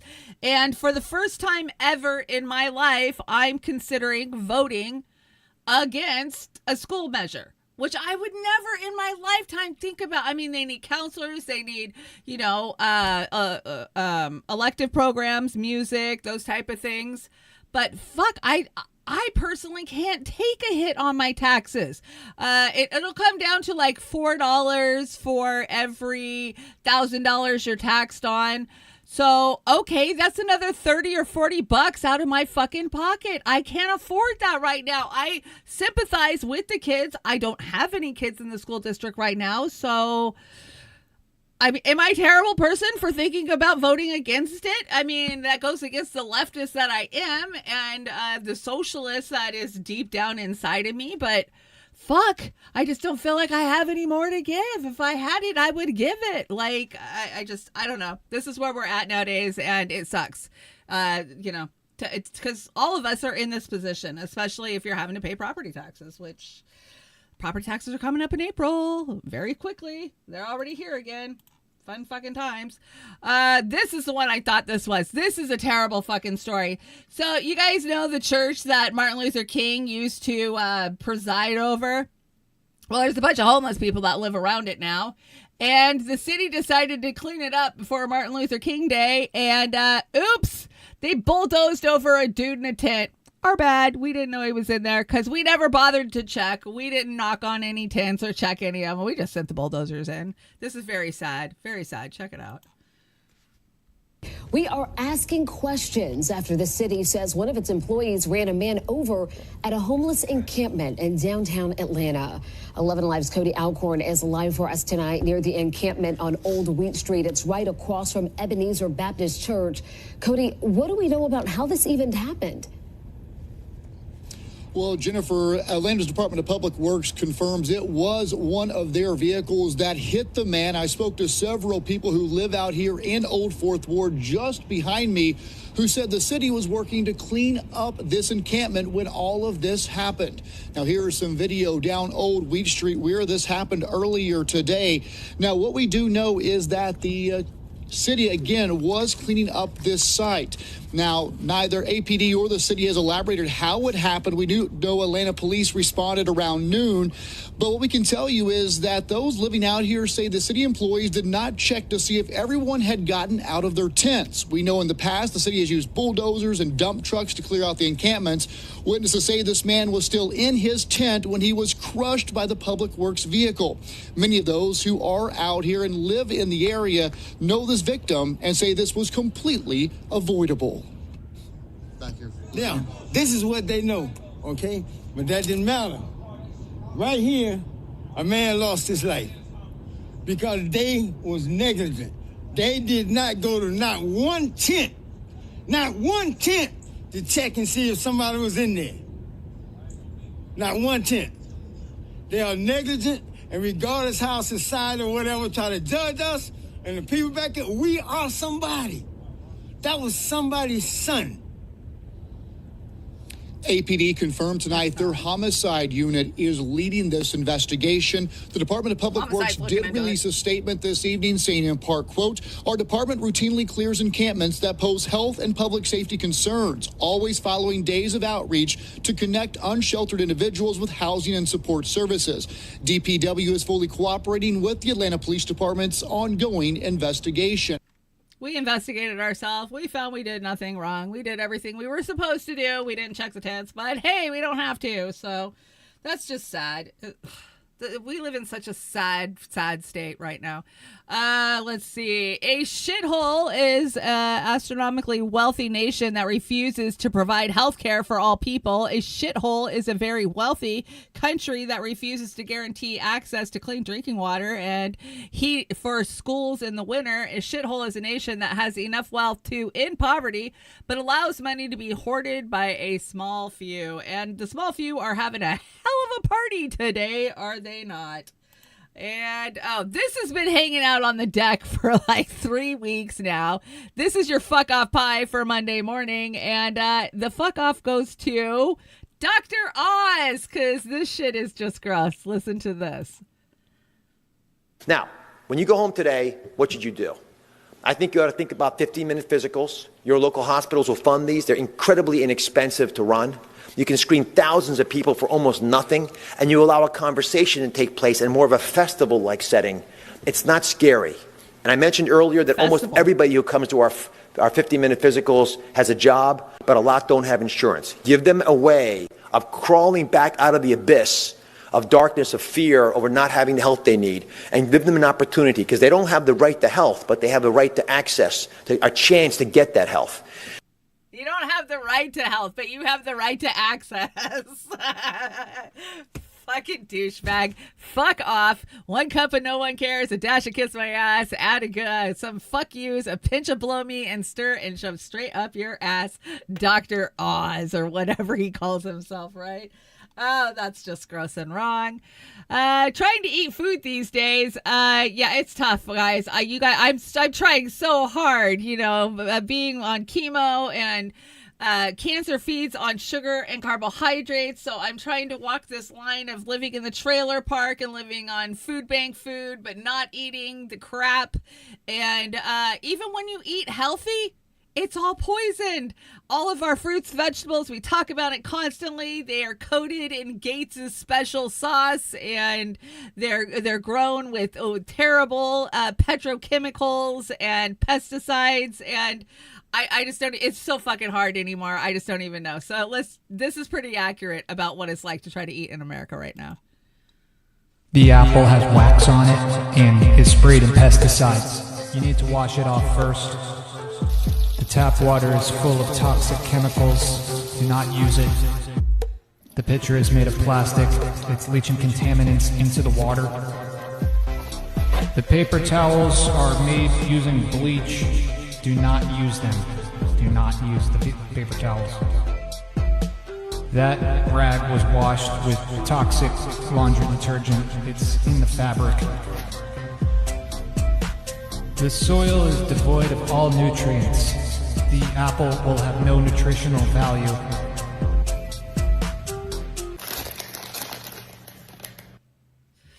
Pretty accurate, right? Like, you just go, oh, fuck it. I'm just going to eat the poison if that's all. I mean, we have to eat out of dollar stores and, the Family Dollar. It's pretty tough out there. So don't be too hard on yourselves. Hey, guess what?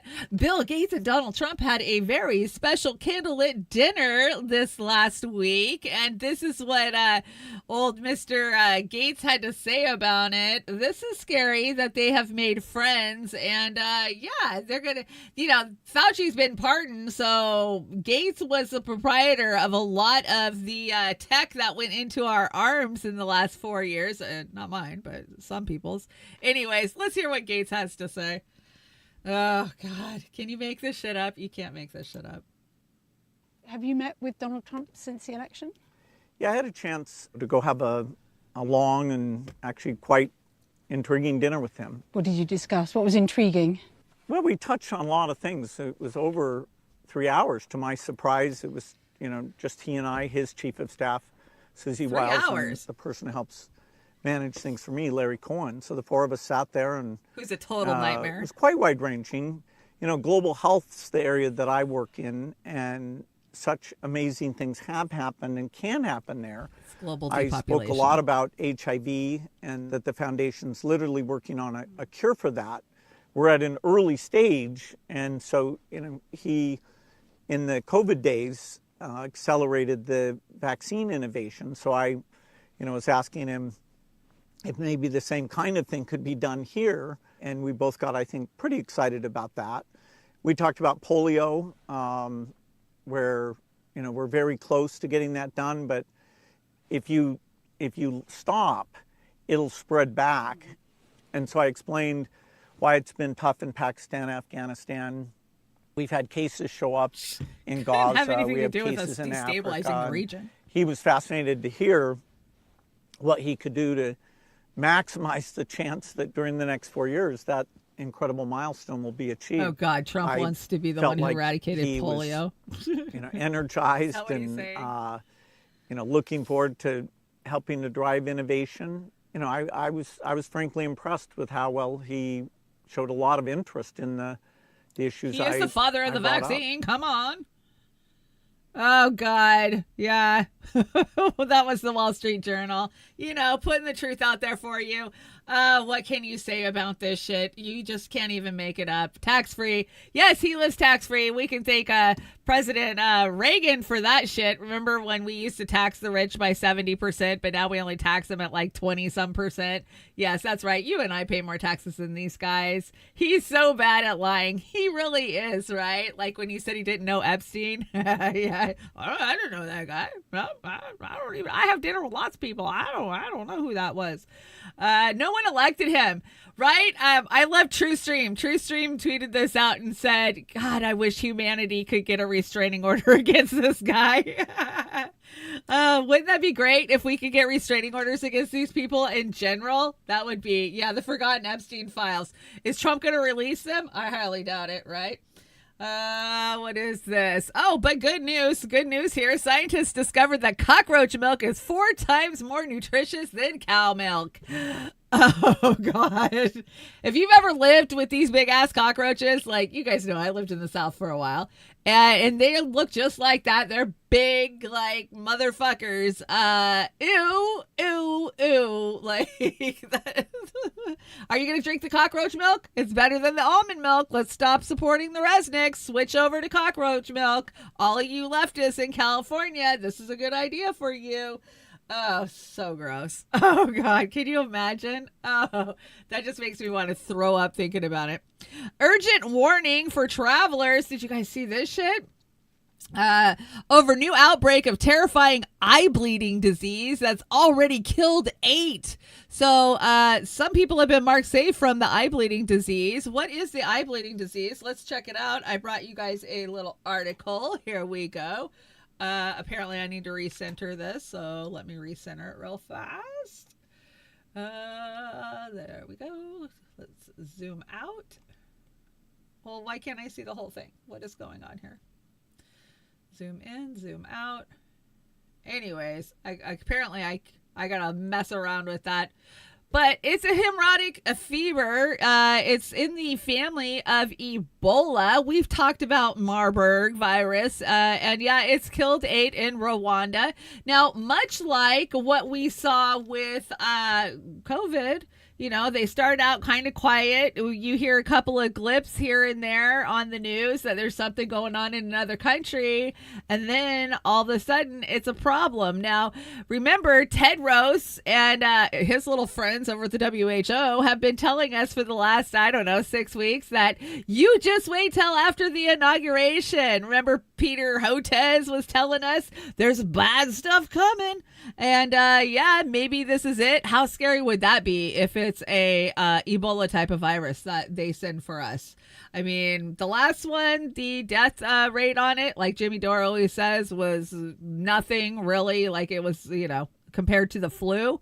This one could fuck a lot of people up, and that's scary. That is super scary to me. Now I'm probably going to have to fix this. Of course I'm going to have to fix it. I tried. Let's see. Here we go. Did I get it? Did I get the whole thing? Nope, I gotta zoom out. Look at me, Oz. Look at me go. Oz should be so proud. Oz taught me everything I know. Boom. There you go. I am the engineer extraordinaire this morning. Let's see. Moving on. We're only halfway through this deck. We're gonna get there. Amazon Basic, Amazon Prime. Holy crap, look at his girlfriend. Did they get married yet? Look at what she looked like pre his money. Look at the boob job, the nose job, the lip job, the fake hair, the fake tan. Oh my gosh, it's a Barbie world. And if you have a boyfriend who has all the money in the world, you can look like a Barbie doll too. Amazon will pay a whopping $0 in federal taxes on $11.2 billion profit. It is possible. Is it possible to learn this power? Yeah, it is. It is. You just got to stomp on the backs of others and starve people, and you could be rich too. Did he get a nose job? I think he got a nose job too. Look at how big his honker was before, and now look at it.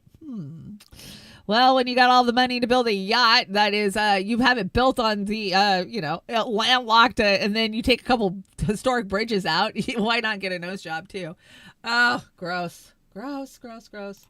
And, now I messed it up. Now you can't read my memes. Got to be able to read the memes, man.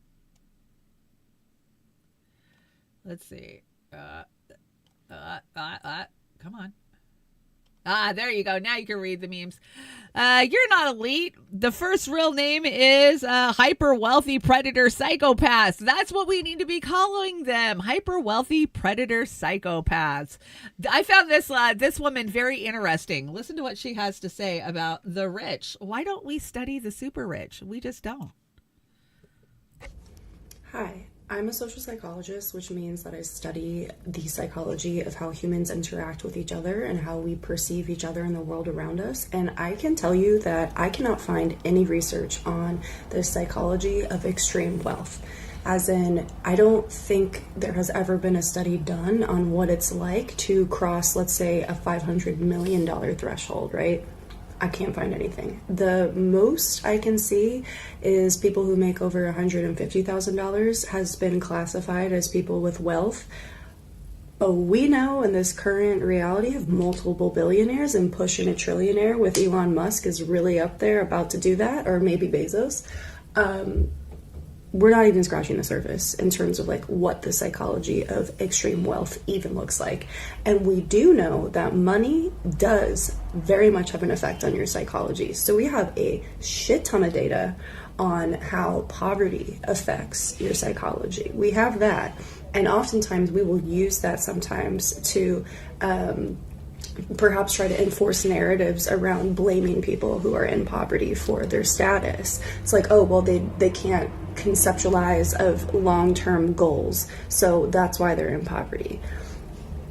We're too busy trying to survive, bitch. What it means when you have so much money that you can essentially buy a presidential election. Like, we don't have any sort of data on what it's like when you have so much wealth in this world that you, like, any sort of social rules or social contracts, like, don't apply to you. We don't have any data on that. And I think that that is really important for us to understand.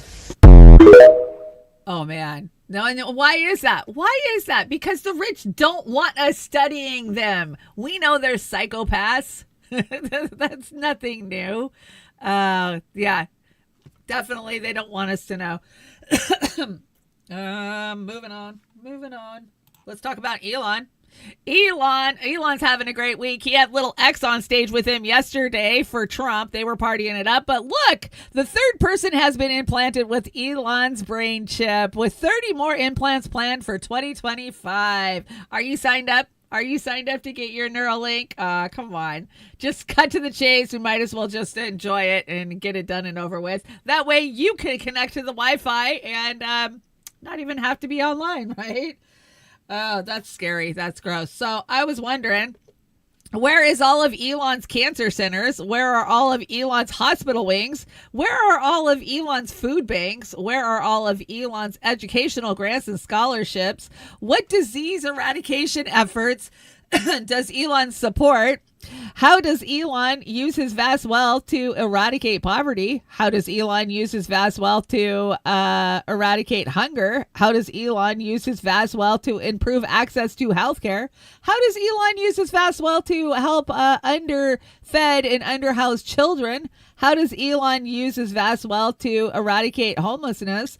Does Elon have any philanthropy interest beyond his own wealth and security? Where are all the testimonies and stories of Elon's generosity and kindness to others?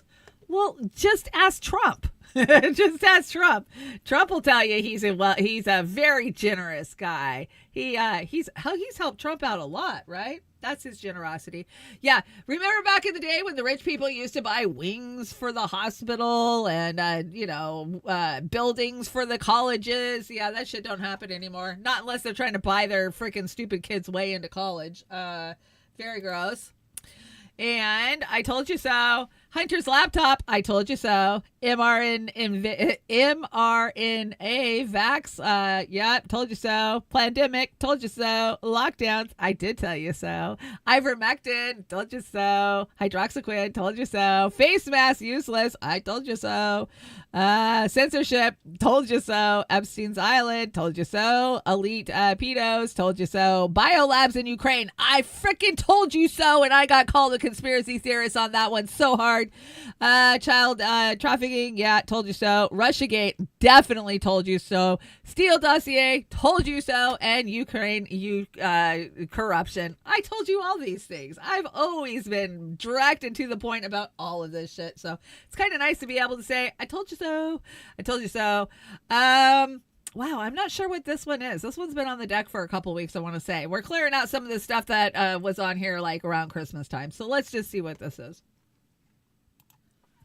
Of course they branded Luigi as a terrorist. He was messing with a corporation. Forget murder and violence. If you are a little bit too mean to corporations, they will get your ass. And if you want an example, look no further than the Animal Enterprise Terrorism Act and what happened to the Shack 7. This act, passed in 2006, was designed to elevate crimes relating to civil disobedience against animal enterprises with horrible facilities that do insanely crass and grotesque violence to test animals. So in theory, under this act, if an animal activist frees test animals without harming a single person, they are a terrorist. Property damage too, like if you spray painted puppy killer on a corporate building that does animal testing, terrorism. Any form of non-violent civil disobedience that is determined to be intimidation, that's an act of terrorism. Get this, electronic civil disobedience as well. For example, black faxing, the act of continuously faxing over a black page to an office. Which is a prank, by the way. No, sorry, not even the actual act of black faxing. Talking about it. Explaining the concept in detail on a website or to a group of people. If your activism fucks with a corporation too hard, or worse yet, your activism fucks with their public image massively and thus their ability to make profits, you will be swiftly branded as a terrorist. Yeah, so that is the truth, definitely. Fauci and the Beagles, we all know about that, right? But, don't talk about it, or you could be picked up by the federal government. Cheers to the purebloods out there who are entering 2025 with their DNA still intact. Oh, did I say that? Yes. The next scamdemic coming soon. Is it going to be Asian bird flu, or is it going to be bleeding eye? I don't know. This Gerald has been on here forever. Did you guys see this? The Surgeon General is warning about alcohol causing cancer. Did you also see that the Biden administration wants to completely outlaw nicotine to where you can only have cigarettes now that one hits close to home for me. You guys know I have lung cancer. It came from smoking. I mean, my doctor is like point blank telling me you got it from smoking. But do I think that my government needs to save me from that? No, I do not. They definitely need to warn me and be more adamant about warning young kids, which smoking is at an all-time low. We don't live in a smoking paradigm anymore. Everybody smoked when I was young, so of course I smoked, but be careful because they're coming for your alcohol now. Let's hear from him. Hey, a lot of big news. Go to the Cartoon News Network. Hold on, let me turn it up. Big breaking news. Our U.S. Surgeon General. You take a look at this guy, Surgeon General. Somebody got to do surgery on this guy. Sounds alarm about link between alcohol and cancer. Could you believe this shit? A clown-looking jerk warns Americans that alcohol consumption can increase their cancer risk. Then, on the Cartoon News Network, they say keep reading with a CNN subscription. Pay to read more of this shit, in other words. So I look up, you Google up, highest risk for causing cancer, smoking, diet, unhealthy diets, such as those high in red and processed meats, UV radiation, obesity. Hey, fuckface. How about putting a warning on all that ultra-processed food? How about stamping a fucking warning sign on McDonald's? Hey, no, Burger King too. Air pollution. Oh, air pollution. Definitely Burger King. How about all the fucking microplastics being shoved down our throat? How about all the fucking shit in the Hudson River over there, brought to you by General Electric? They're fucking poisoning us 1,000 different ways, and this shithead, we gotta put a warning sign on the can of beer. Oh, that triggered him, man. He was pissed. Let me turn down a little bit. I cranked up for that. He was not happy about that. Come on, keep turning it down. There we go. How's that? I did quit smoking, y'all. I quit smoking in 2021, and it seems like people who did quit smoking have more occurrences of being diagnosed. I don't know what that is. I definitely have seen it in the research. I'm just glad I quit, and yeah, I'm doing okay today. I can actually breathe today, but I don't know. Having the government protect me from everything is not a free country. So as much as, put a warning, everything causes cancer nowadays. Just put a warning on fucking everything, I guess, is where we're at. Come on, wrong mouse, moving on. What is this? Today's weather has scattered aluminum patches of barium and a fair chance of ethylene dibromide with polymer fibers. Every day I look up and I see the chemtrails and I just think, how do people not look up and see that shit? It is not normal. I actually saw a normal plane in the sky yesterday, though. I was kind of shocked. You know, one where its trail actually dissipates and doesn't turn into a gray haze and a weird cloud. There's some reports right now that the whole entire world is engulfed in this like gray cloud. Did you see this? Yeah, I didn't have time to research it. I just saw it this morning. I was like, well, that seems kind of weird.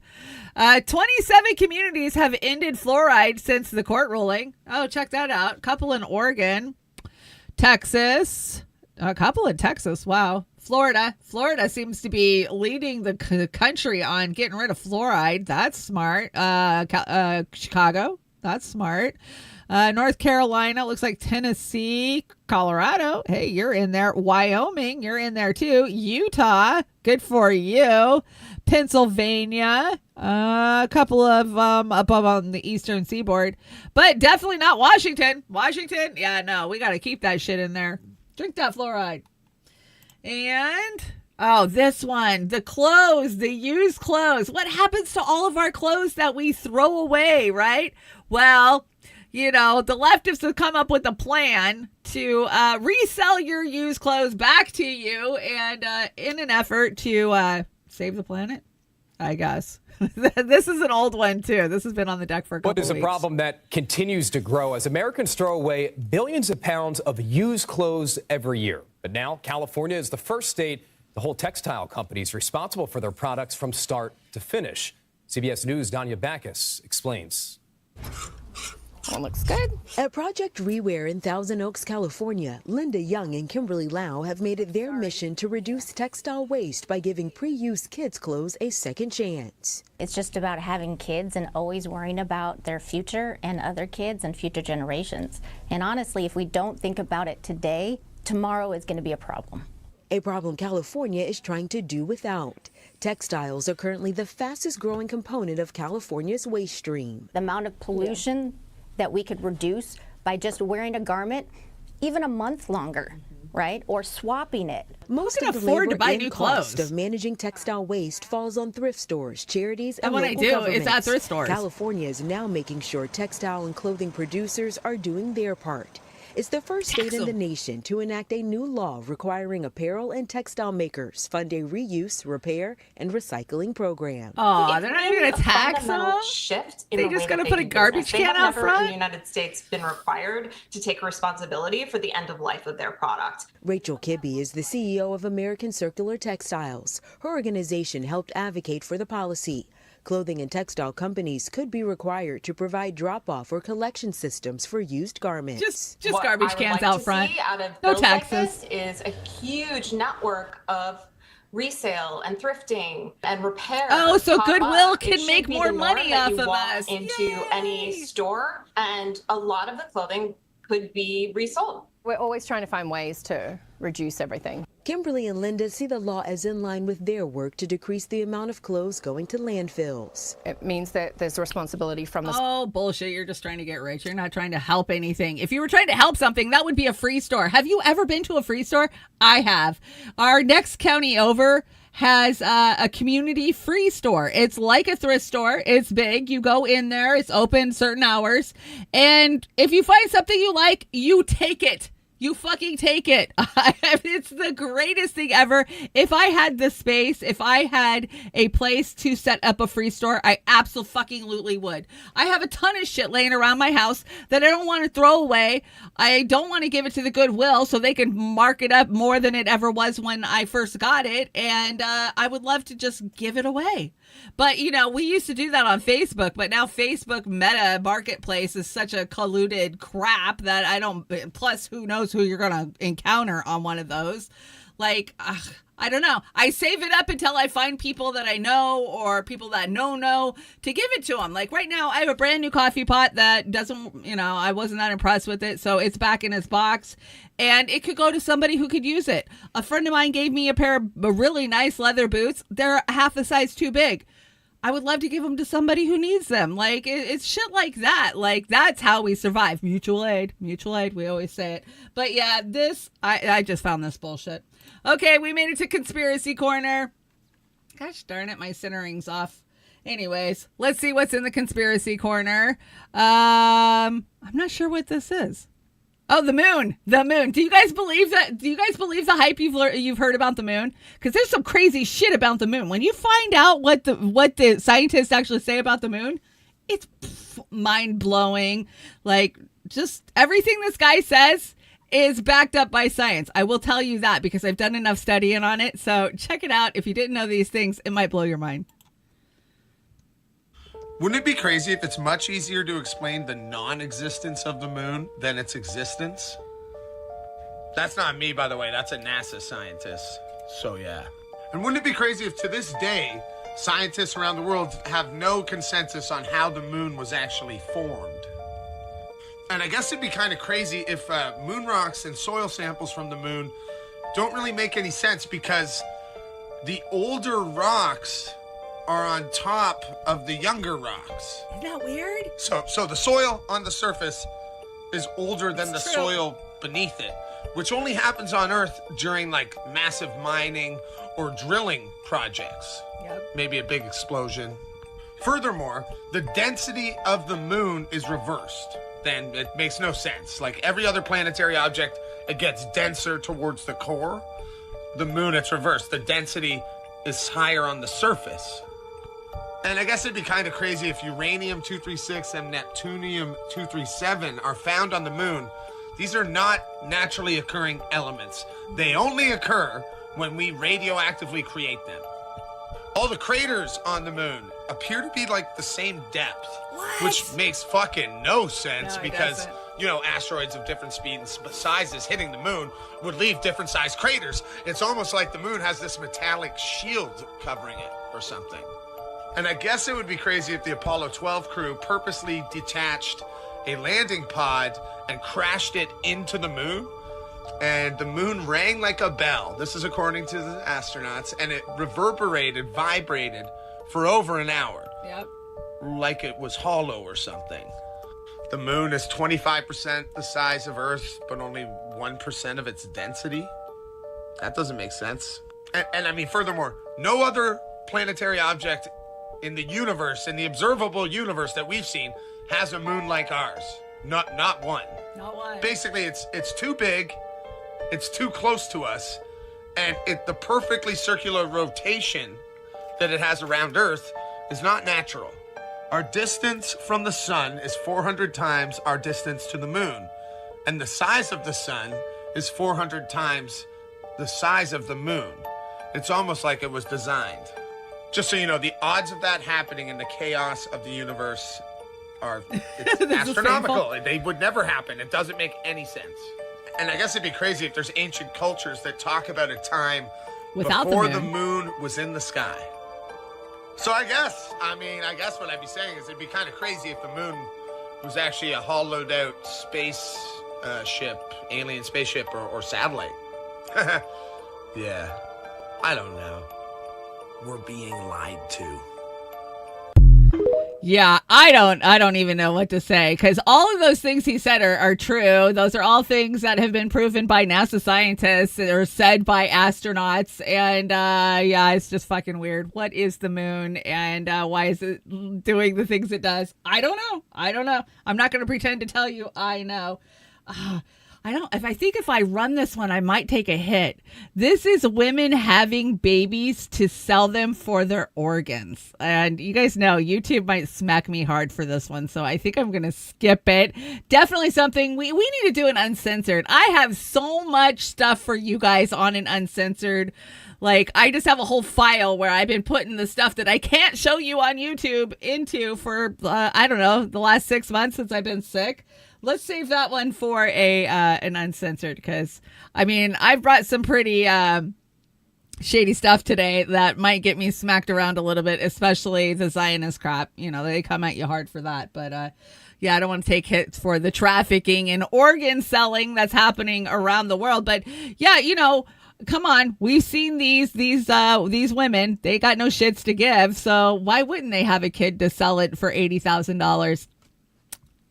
Some people would do it. Okay, here's my last conspiracy. Oh no, we got 2 more conspiracies. The glitter conspiracy. Who is the #1 proprietor of glitter in the United States? Could it be the military-industrial complex? What do they have in big old parties? I don't know. Let's check it out. Yo, the glitter conspiracy is a rabbit hole you are not ready for. So I didn't know this, but there's legit only like 2 main manufacturers of glitter in the world, both of which are based in New Jersey, of all places. And yes, I'm talking like regular glitter, the same stuff you use in arts and crafts. One of these companies is like super secret and private, that apparently invented glitter themselves and is very hush-hush about everything. And the other is GlitterX. No one really thought much of it until it came out that we actually have a worldwide shortage of glitter back in 2018. Kind of a weird thing to be short of. So a journalist from the New York Times went in to interview the team at GlitterX to find out. She casually asked if she could tour the factory, and surprisingly, GlitterX told her absolutely not. Like, there was no debate about it. She was strictly not allowed to see how glitter was made, and wasn't even allowed to be in a nearby room to even hear how it's made. So instead, she was just left to interview a manager at the company, and things just kept getting sketchier. She asks the manager if she could tell her what industry serves as her biggest market, and the GlitterX rep instantly, without hesitation, tells her, no, I absolutely cannot tell you. Confused, the journalist asks her if she knows who their biggest customer is, and she replies with,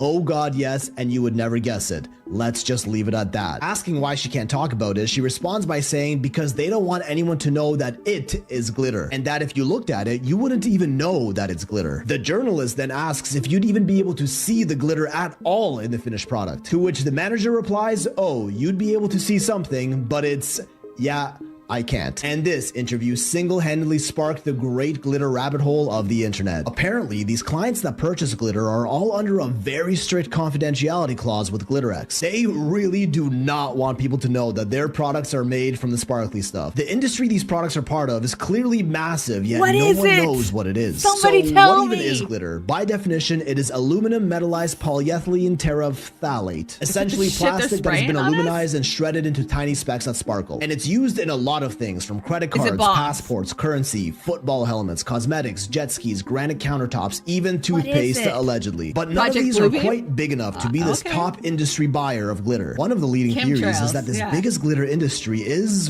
for boat paint, which many manufacturers do admit they use it in their boats. And they don't want people to know about it because of how much microplastics in the glitter these boats are really dumping into the ocean, which is a hot topic these days and is why they'd want to keep it such a secret. Others claim that it's being dumped into beaches to make the sand sparkle, or that it's just Crest toothpaste and we're rubbing the microplastics directly into our gums, as well as for use in military applications, which would obviously be highly classified. And this is where the theory takes Philadelphia Project. Remember that super secret company that basically founded glitter, the other New Jersey company that isn't GlitterX? Turns out they're actually not as big of a secret as they'd like to be, called Meadowbrook Inventions, which was founded by Henry F. Rushman, a German-American machinist who invented modern glitter in the 1930s, and also happened to be part of the Manhattan Project, the highly classified operation that created the atom bomb. So the guy who invented glitter also helped create the world's first nuclear weapon. Who would have known? Meadowbrook's machines that make glitter are also commonly used for government contracts for products like rocket fuel, airplane brake shoes, and anti-radar chaff, which are chopped up fibers they shoot out of military planes that can block radar, redirect heat-seeking missiles, and can even be used to simulate poor weather conditions on radar. Good thing the government would never do that. Henry W. Rushman, the son of the original creator, was interviewed and even admitted to what they were really using glitter for all these years, specifically mentioning money, passports, toothpaste, and all those military applications like that anti-radar chaff, and even mentioned it was used in special batteries they produced for a military contractor called Picatinny Arsenal. Batteries that he claimed produce more electricity than any other battery we've ever known, and was pretty quiet about it after that. If there's anything we've learned about the government, it's that they love spending money, and their budget budget is essentially endless, especially if it's for the military. And given all these military uses of glitter, as well as its founder's roots in the Manhattan Projects and connection to atomic bombs, this one might be our answer. What other industry could be so secret that the New York Times article described it as CIA levels of obfuscation? How about the CIA itself? Perhaps once again the government is behind it all, using the same sparkly powder found in children's art projects for military applications, fighter jets, rocket fuel, money, and passports. Possibly even some new high-tech super battery they don't want the rest of us to know about. What a plot twist that would be if glitter of all things ends up being the government's top secret weapon to control the masses.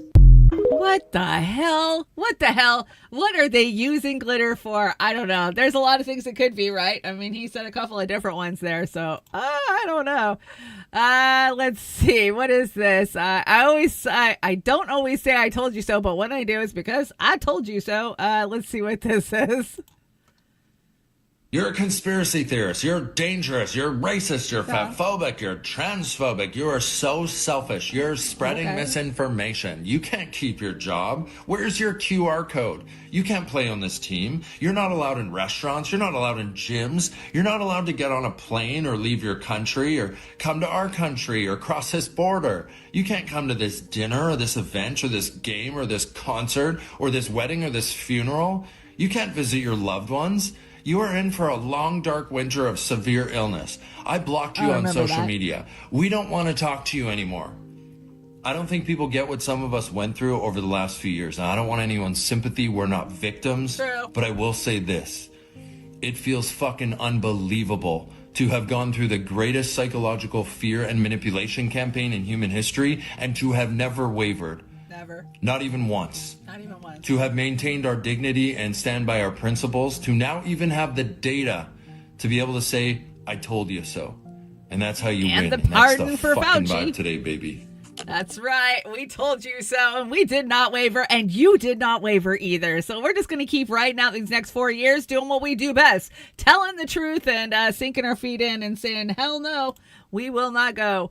Hollywood, go F yourself. Let's see, what do we got in here? Rest in peace, David Lynch. Just stick a sticker in your window, and it all makes sense. Yeah, directed by David Lynch. And dying from thirst in 2038 because my Neuralink blocked hydration due to me not buying a Nestle water subscription. Oh, I hate when that happens. And we finally made it to Meme Alley. Yay. We are almost out of here, folks, and we can all go get updated on the inauguration fire. When someone tries to tell me about a conspiracy, I know more than you do. Come on. You guys do that too. Come on, admit it. You do. And yeah, the heads of my enemies now accepting crawfish boil invitations. Hell freaking yeah. You guys know I would love to go back to the South. You know, when you're facing your mortality, you start thinking about your bucket list, and going back home to Louisiana is definitely one of them for me. Maybe someday I'll make it there. I hope so. And I'm going to have me some crawfish and some boudin and a couple of beignets while I'm there. And let's see. Nothing is more dangerous than a woman gathering her thoughts. Gathering my thoughts. And to those who say that cursing is due to a limited vocabulary, you're an audacious, ideological, unsound, presumptuous motherfucker. There you are. And so just to be clear, you're not cooking dinner then? Oh my God, I so relate with this one. I could literally be on my deathbed. I got to get up and cook dinner. I hate it. I hate it. But hey, when you live in the trailer park, you can't just call, what is the one that all the YouTubers sell? HelloFresh. Yeah, you can't sell HelloFresh. We are so advanced. Yeah, what the hell? We are so advanced, but we built buildings like this 500 years ago. Why does everywhere look like the fucking DMV? Why? Why can't we actually have some beautiful architect in this country? Because you're a slave. Anyways, Oz, you dropped this? Was this at Trump's inauguration this morning? Where was this? I don't know where this was, but oh, look, there's all the tech billionaires that control and own you. Yeah, they're all friends. You know it. Aliens. I want to leave. I do. Take me with you, please. Take us with you. Well, damn it. No aliens showed up on Trump's inauguration. That's a bummer. Dr. Stephen Gray, you better rethink what you've been selling. Evidence, 1/8 of cannabis. We grow weed at a prison to help people out of prison for growing weed. The Last Prisoner Project. Yeah, the hypocrisy and irony of this is just disgusting. Let everybody out who is in on marijuana charges. And did you ever have stirrup pants? Hell yeah. I totally rocked the stirrup pants as a teen. I loved the stirrup pants. Except for they always pull your pants down. That's the problem. Aging yourself with a store that no longer exists. Let me think. Mervyn's. I miss Mervyn's most of all. I loved Mervyn's. Mervyn's was my store. What store do you guys miss that was around when you were on Kmart? Mervyn's and Kmart. Those were my two stores, man. Bring them back. Did you guys hear that the very last Kmart in Florida has closed down? No more Kmarts in the country. That's very sad.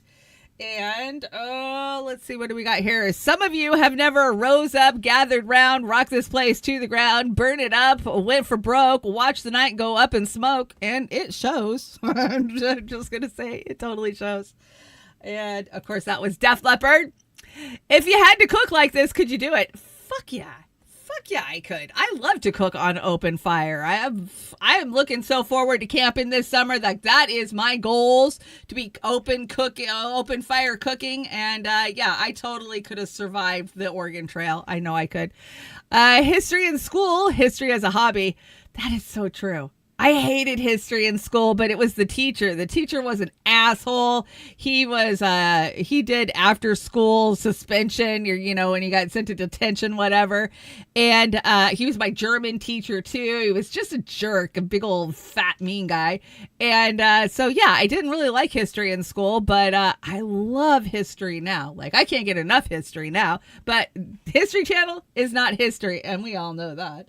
And we called it 3 on the Tree. If you know how to drive one, you're a badass. It's true. It is true. My aunt had a 3 on the tree, and it was hard to drive back in the 80s. But I'll tell you what, us kids figured it out if we wanted to go out. And God, did they even make 3 on the Tree for very long? Was that like a 60s type of thing? I think so. Maturing is realizing that you don't need to have fun. Maturing is realizing you don't need fun to have alcohol. Oh, I get it. It's backwards. Yeah. That's the way it used to be. It's not that way for me anymore. Let's see. Some people have money. Some people have beauty. I have cats. I have lots of cats, and I've added another cat. I named him Prince. He's beautiful. Yeah, my house has turned into the cat refuge, and thank you so much, Natalie, for the donation to the Trailer Park Kitty Refuge. We have it looks like Snoopy's doghouse. I love it. It finally came. It's a heated little cat house for outside for the strays. And then I got a plate from my aunt where if they stand on it, or if they sit on it, it warms up.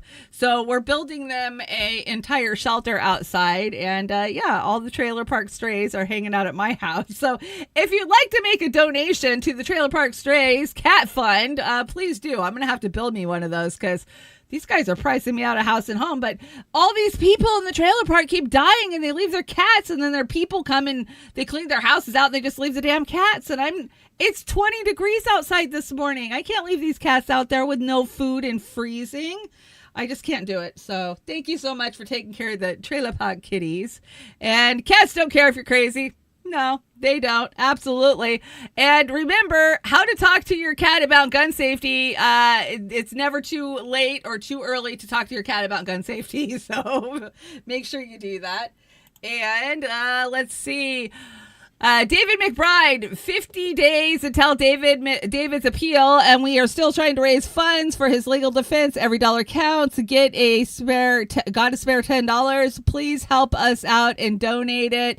You guys go over to his X page. You can donate over there and check out the picture of Julian that was just released this morning by Stella.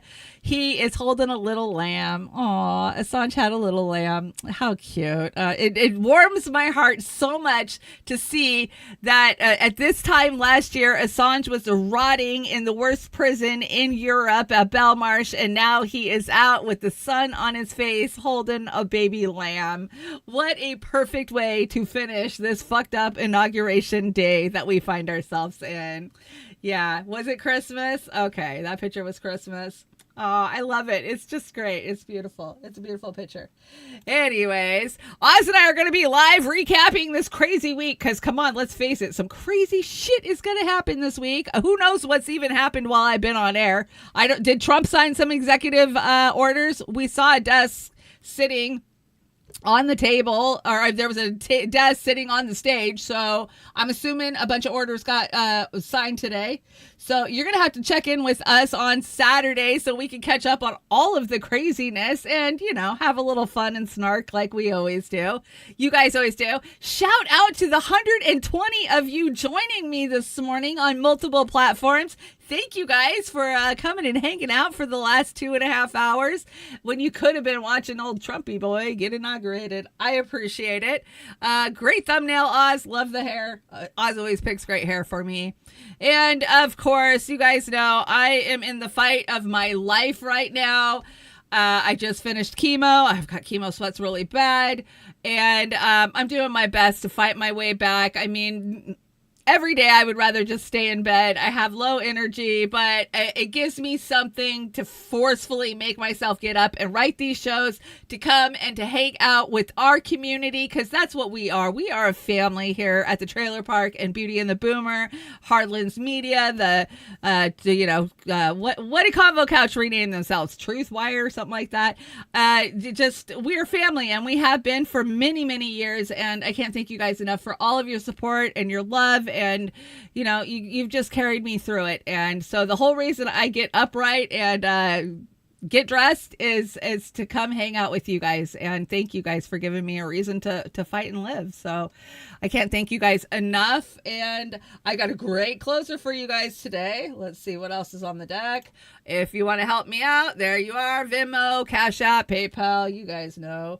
There's PayPal. Joey's Coffee. I had me some Joey's Coffee this morning. If you would like an order of Joey's Coffee, get a hold of Oz or I, and we can make that happen. Some of the best coffee in the world. And I don't just say that because I'm biased. It's true. It is true. Handpicked. Okay, so I thought we would go out with some sticks today because Sweet Madam Blue just seemed very appropriate. You know, we're not a child anymore, and we need to grow the hell up. Quit thinking that American exceptionalism needs to take over the fucking world, and sadly, that is not going to change over the next 4 years. It's actually going to get worse under Trump with his huffing and puffing and thinking that, you know, we're number one.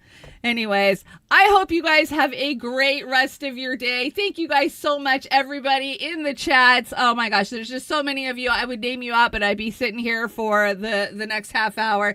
Thank you to Rumble. Good to see you, Rumble. So many of you over there hanging out. Dingo and a Worthless Eater and Solar Moon. Thank you guys so much.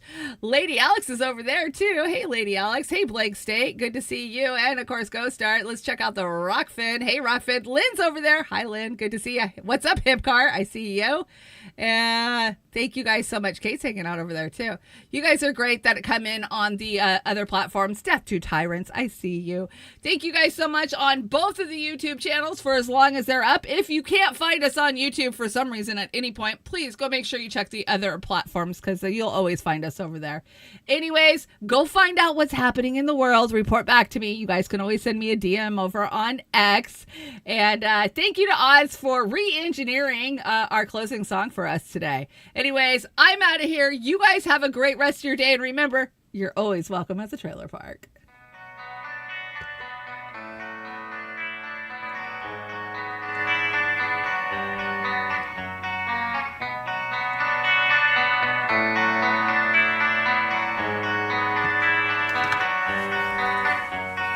Time after time, I sit and I wait for your call.